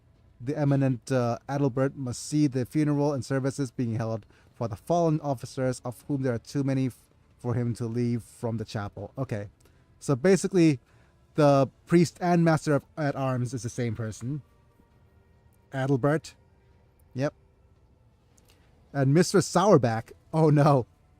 How did she get her name? Yep. Who has replaced her late Psychers predecessor. are hated and feared in the Imperium, but they are very necessary. Yep. Is currently leading the search for any surviving agents of Volkvir. Yep. I mean, if they could communicate mentally with each other, it's going to be important. Wow. Okay. All right. All others present to adjurant secretaries and deputies are here to be made of records of proceedings. Okay. Wow. Okay. That is okay. So, I think this is probably the weak point of playing this series as a live stream thing, because certainly it is fun to look through all these dialogue options. So, yep, Montag. I can report that all fires across all decks have now been extinguished. The preliminary damage assessment in terms of matter. Yep. Recommendation for tomorrow? Yeah, sure. Okay, so I'll see if I'm going to continue this tomorrow. But there's a couple of things I want to try. I could try Duel Masters. Just had the nervous panic again. Like I said, just write things down on the phone and put your phone in the friggin' charger, and then just download everything onto there for the moment, and just go nap if you can. If you wake up, it doesn't mean anything. Get sleep when you can. If you don't get sleep, it doesn't mean anything, because your body is your body. Like you're not like this is gonna come a little bit conceptual, but you're not your body. Like, I'm not this stuff here. It's gonna do whatever it wants, what the heck it wants, and we're gonna have some semblance of control on it sometimes, and other times we don't. But and at times we're gonna have it. It's gonna bring us along for the ride, but it's just and the end of it all. What we're gonna do is and when the sea calms, we just do what we can, and let just whatever decisions you make guide you in the next coming days versus just if my body wants to give me cancer, it will give me cancer. If it wants to make me happy, it will make me happy. Yep, and you're not your body. Your body just does whatever it wants. But the thing is, if we treat but the thing is, like, it's not like it's a symbiotic relationship. If it's going to if it's going to be all poopy and like throw a tantrum, throwing a tantrum back is not it's not gonna help. Yeah, it's just like, oh, it's my body's throwing a tantrum again. Yeah, which sucks, but what else could I do? The rest of it is just if it's gonna calm down, it's gonna calm down. Give it some compassion. Yeah, I think the key word here is give it some compassion. Yeah, like it's just whatever it's doing, whatever it is, or for like it will throw a tantrum over the slightest inconvenience. Yeah. I think that's how I would think it. Like or imagine like your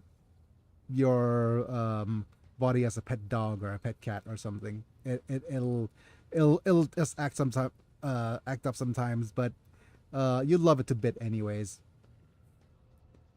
Yeah, that's how you deal with it, and then do what just do what your body needs, and like getting sleep and stuff.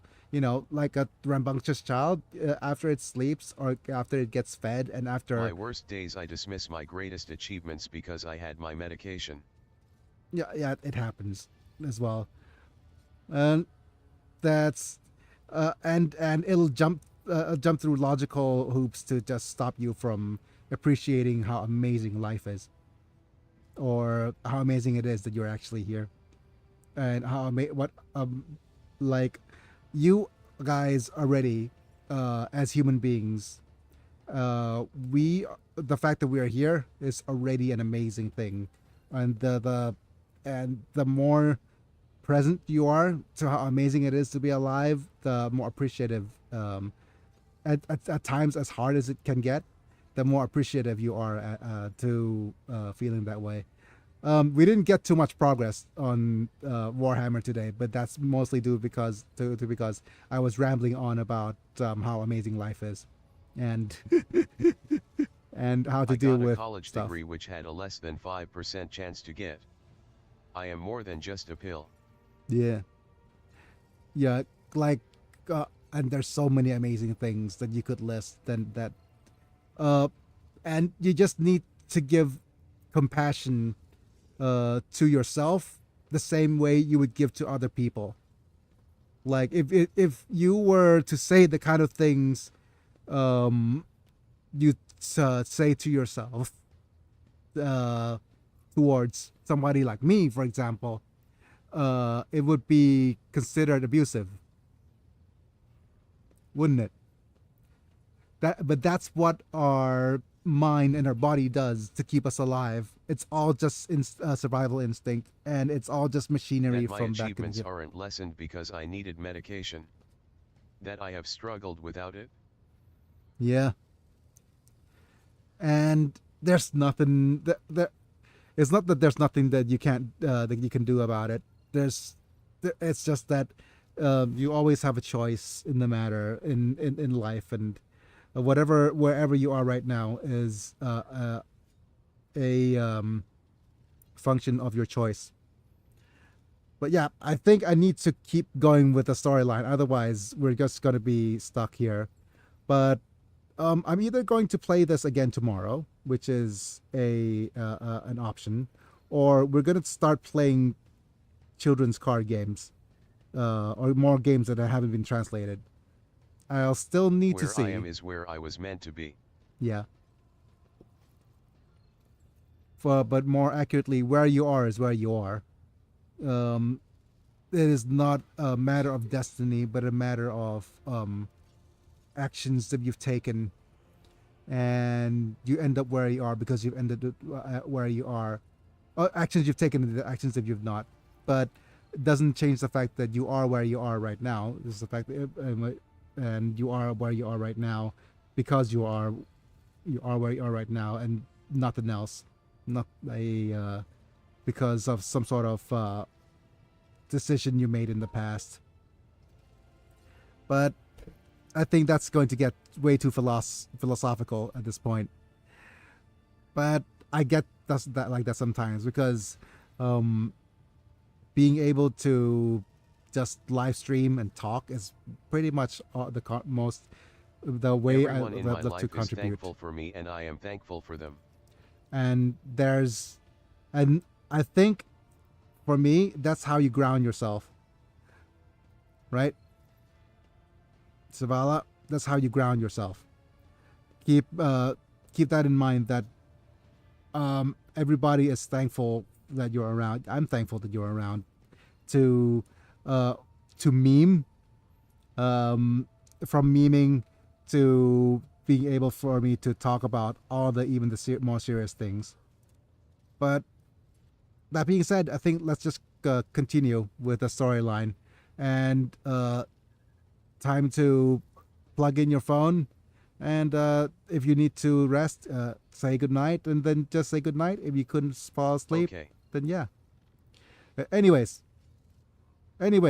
Lord Captain said that Montag, all the fires across the decks have now been exterminated, and the preliminary damage assessment in terms of material losses and crew casualties have been completed. The results have been submitted to the Seneschal and the High Factorium. Okay, thank you.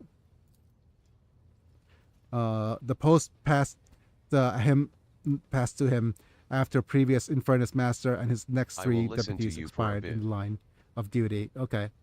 The lad is managing well as far he could take the heat, so to speak. Abelard, did you just make a take the heat joke? My goodness. Mr. High Factorium, do you have anything to report? Okay. Toiling day and night and compiling a full account of the losses. Task will require the note involvement from your lordship. I'll personally ensure that all damaged components are given to the tech priest's hands for attention, and that all lost supplies are replaced. There's only one attention, and there's only one resource that I cannot replenish single-handedly, and that is people. We have lost more than 2,000 crew members. Yikes. Okay.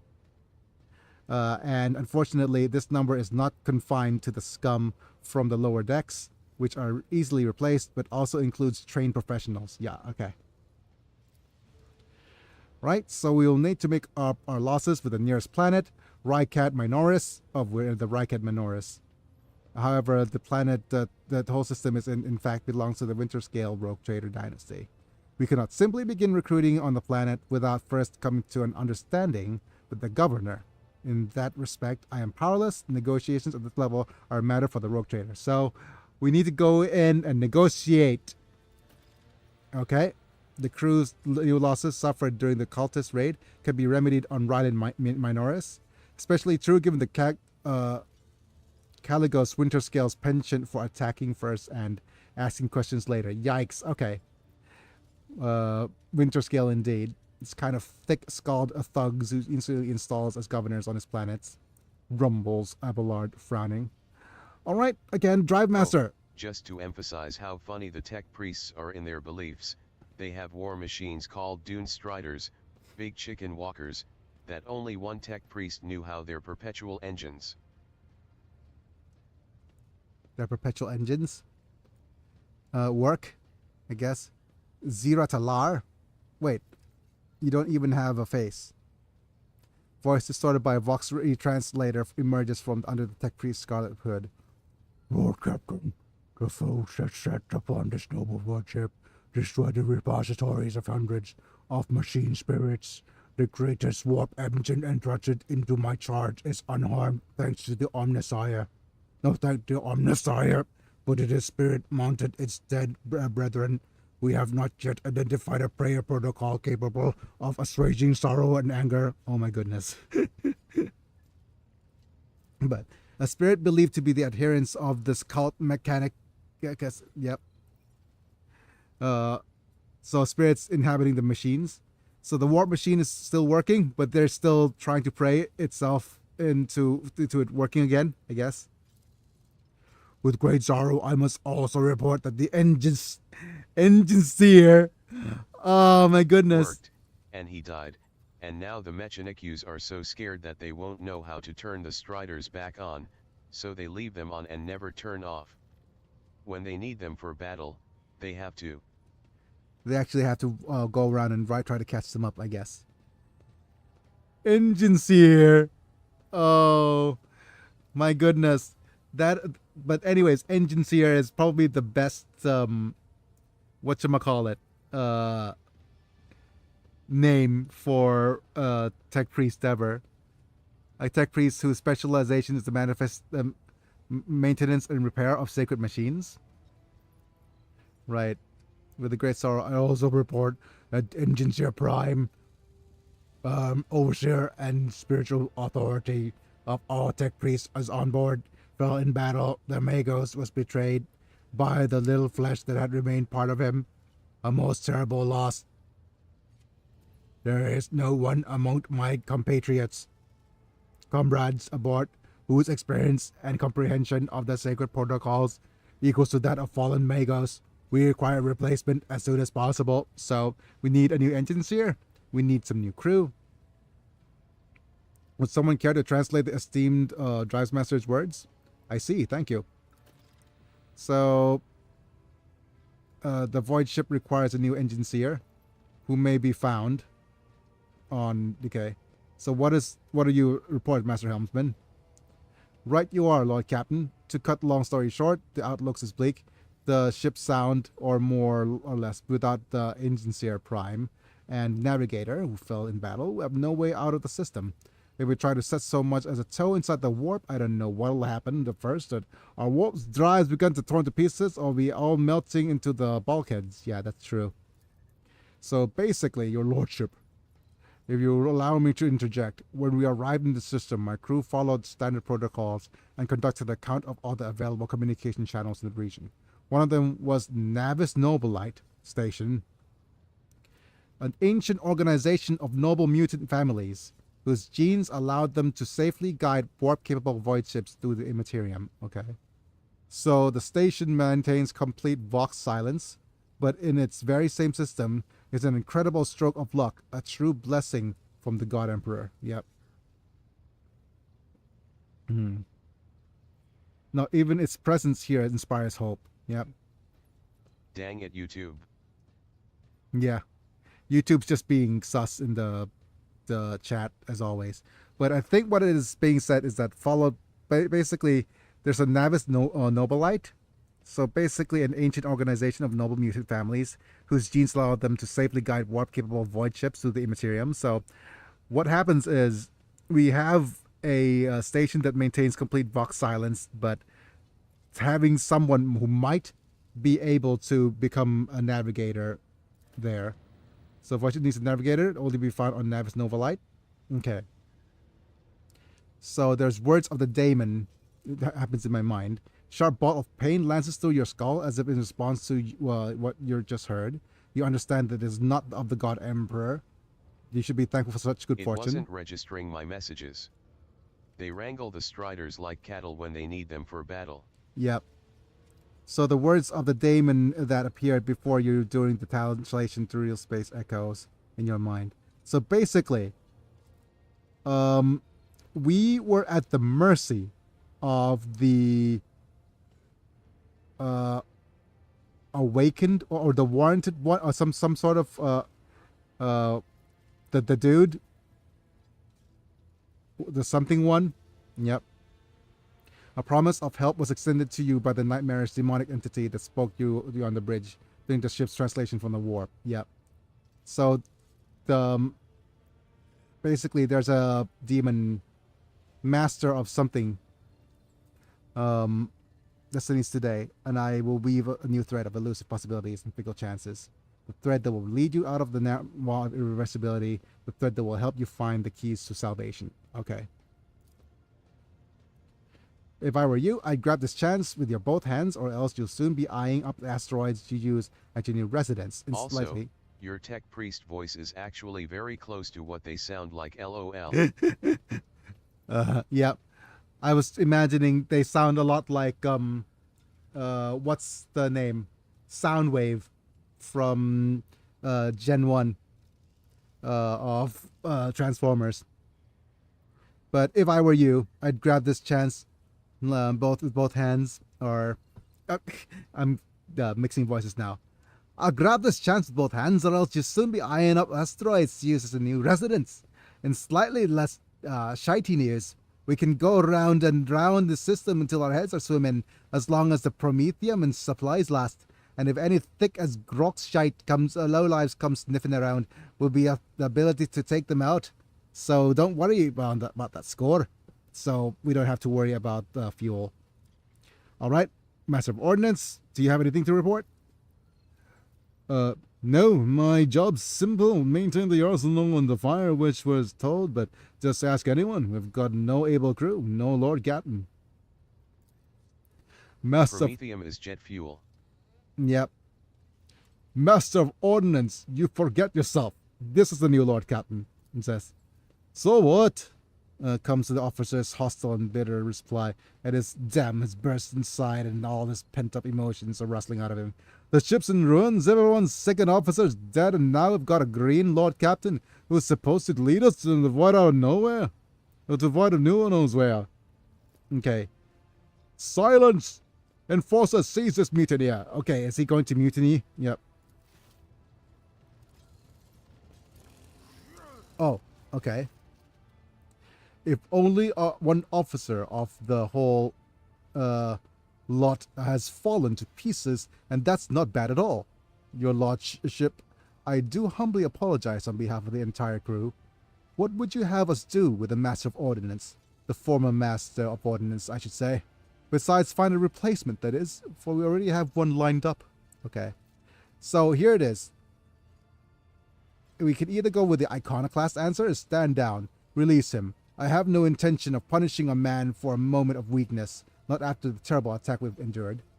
Execute him is a dogmatic answer, and we also have the experienced masters of ordnance are few and far in between, so for that reason he may remain in post. I'll leave his punishment at your discretion, Abelard. I want to get my iconoclast levels up, so I'm just gonna give that answer. Right. Abelard stares unblinkingly at the Master of Ordnance. Cease your sniveling, you disgraced yourself and your entire clan. Enough. The hysterics are over. Let us resume. Okay. Alright, the Master of Ordnance stands up, wiping the blood from his broken nose. His face is a picture of shock. What just happened seemed to be dawning on him only now, and the knowledge of the fate he has so narrowly escaped. To summarize... We are very nice, Noble. We are very nice for Noble, yes. We could... The thing is... I could go full dogmatic, right? I could go full dogmatic and get, but the buffs I get from the dogmatic line, I feel doesn't whatchamacallit, doesn't actually, how do I say this? I prefer the iconoclast buffs, right? Okay, to summarize, we have sustained serious losses in crew members, and we require a new engineer prime, navigator. Is that all preventing us from continuing the voyage? And crew... Okay. Precisely, Lord Captain. But bear in mind that they're still not able to be the end of our trials. The ship's system must properly be inspected for 4 major damage, which can only be carried out at footfall. Yep. Yeah. It doesn't fit our buff machine playstyle. We're going to be a bunch of buff machines. Home to the only dockyard in the sector, but will never reach footfall. without first solving these three immediate problems. Okay. The massive void port on the edge of the Coronis expanse, and the notorious hotbed of vice, trade, and rogue trader intrigue. So, basically, you'll never find a more wretched hive of scum and villainy than Footfall. But what can you tell me about the system in which you currently find ourselves? Yep. I see back to Voxmaster on this point. Mistress Tollyman. Mistress Tollyman! Okay. We are in the Rykard star system, and our Voyager here was... Voyage here, not Voyager. It was taken on the orders of your lordship's predecessor. There are 3 inhabited bodies in the system. Our attempts to send Vox messages have produced confounding results. So, what results have we gotten? So, Navis Nobilites, so the ones that we need to find the navigator, has not simply failed to answer. It seems to be maintaining total Vox silence. However, we did receive a distress signal from the prison planetoid in the system. And Rykard Minoris itself is also not responding to our hails. But what is most alarming is that our augurs have been intercepted. Signals from the surface that seems to have indicated ongoing hostilities on the planet. Yeah, wow. Sensor technology that allows void ships to scan planets, spot the enemies, and obtain various other kinds of crucial data at great distances. The situation is not very encouraging, but without Navigator, a Tech Priest, and a new crew members, we won't be able to travel anywhere. Therefore, we must go to the planet that's Navis Nobilite Station. Names in WH40K are going to be just whatever. The void is going there are only a few that are major in lore, like the Sol system, since that is where Terra, the center of the Imperium, is. Yep. Thank you all for your reports. Dismissed. The disassembled officers salute you as one. Hey up. Alright, your lordship. There's one other thing, a confidential matter of the utmost importance. Lady Theodora, your eternally esteemed predecessor, brought the ships here to the system for a reason. She was given a secret commission. You perhaps are wondering who has the authority to commission a rogue trader to anything, and I shall tell you, it is the Lord Inquisitor. The secret organization tasked with hunting down the myriad threats of the stability of Imperium. So, nobody expects the Spanish Inquisition, but I guess that's who's doing this. At the hand of the Emperor, the chief of the architect of the Coronis Expanse. Right. So, I will be honored to fulfill the Inquisition's commission. What is he asked of Theodora? I came across a strange handwritten letter on Theodora's desk. It was just signed XC. Is that so? Is that what the task is written? Okay. Yeah, I think I'll talk about the letter. Yes, quite right. XC. Xavier Calcazar. Lord Inquisitor Xavier Calcazar. Yep. And Lady Theodora was to seek out Lord Inquisitor's right-hand man, one Heinrich van Kallax. An interrogation, sir, you understand. All I know is that he is somewhere in the system, and that we must find him and offer him whatever assistance he requires, and then deliver him to Footfall at the Furibundus system. Finding him without any more information to go on will be difficult indeed, but an Inquisitor is an important individual, so the authorities in the system, either the Navis Nobilite or the governor of Rykard Minoris, may know something. Okay, so we'll need to look for this dude. This all of it, your lordship. You may have a great deal of work ahead of you, but it is a mere taste of the daily burden of the rogue trader. So soon you must take up the reins of the Von Valanches Protectorate. Okay. Ada Ballard gives you another scrutinizing look, as if trying to gauge how long you'll hold out under his mountain of problems. His face softens slightly, and it seems he is about to offer some words of encouragement.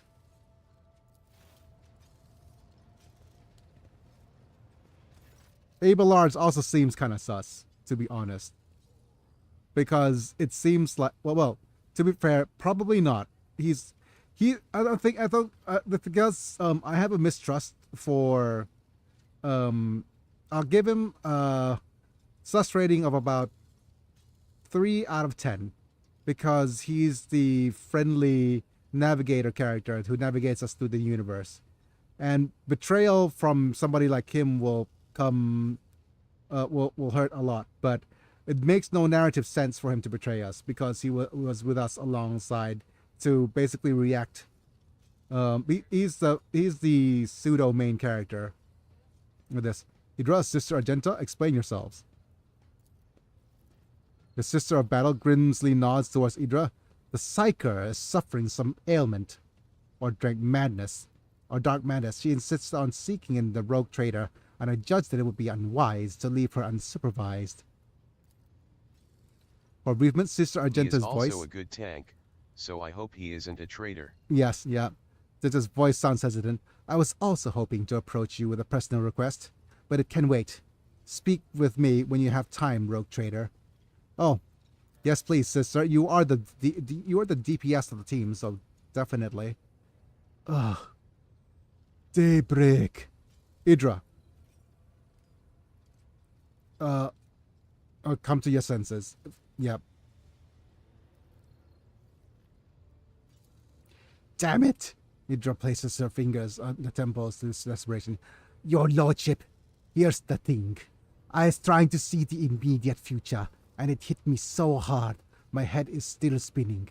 Something very strange is heading our way, and I can't make out what it is, no matter how hard I try. A single word is all I can make out. Daybreak. Or maybe it's dawn, and it's ringing and ringing like an echo, like a bell, and even it's daybreak, then why is it so dark? We cannot extract any information of value from single word. Can you tell us anything else, Mrs. Glass? No, not yet anyway. The voices are going berserk, all shouting at once. I can't make sense of any of it. As soon as I know or sense something, I'll report it, all right? Lord Captain, if you want me to take a closer look into your future, find me on the bridge and we can talk. Lady Theodora was well served by my whispers, and on many occasions, and I'm sure you will be fitted to benefit from them as well. The Psyker's bitten lips stretched into a wry smile. Bite your lip into a smile? I like that kind of look. But anyways, if there's nothing else of value to report, I declare this briefing concluded. It is time to get to work. And nods. We're saving. Game auto-saved. And we are alone at the center of the bridge. I think it is a good time for us to save. And yeah, we have co-op mode somehow. But apparently co-op mode is probably best saved for an interesting type run for somebody who actually also has the game. But I think that's going to be it. Let me just switch to this screen here. To my member screen. Oh, I haven't actually switched back to my non-VTuber look. Oh well, anyways. Thank you Apilux, Manta, Doug Bolden, Rafa, Vega Chapa, Techno, and Amislam for being members at the time of streaming. You guys get to watch my vids early, get some cool badges and emojis for whenever you comment. And also, you get to turn into a Pokemon, so that's amongst the many perks.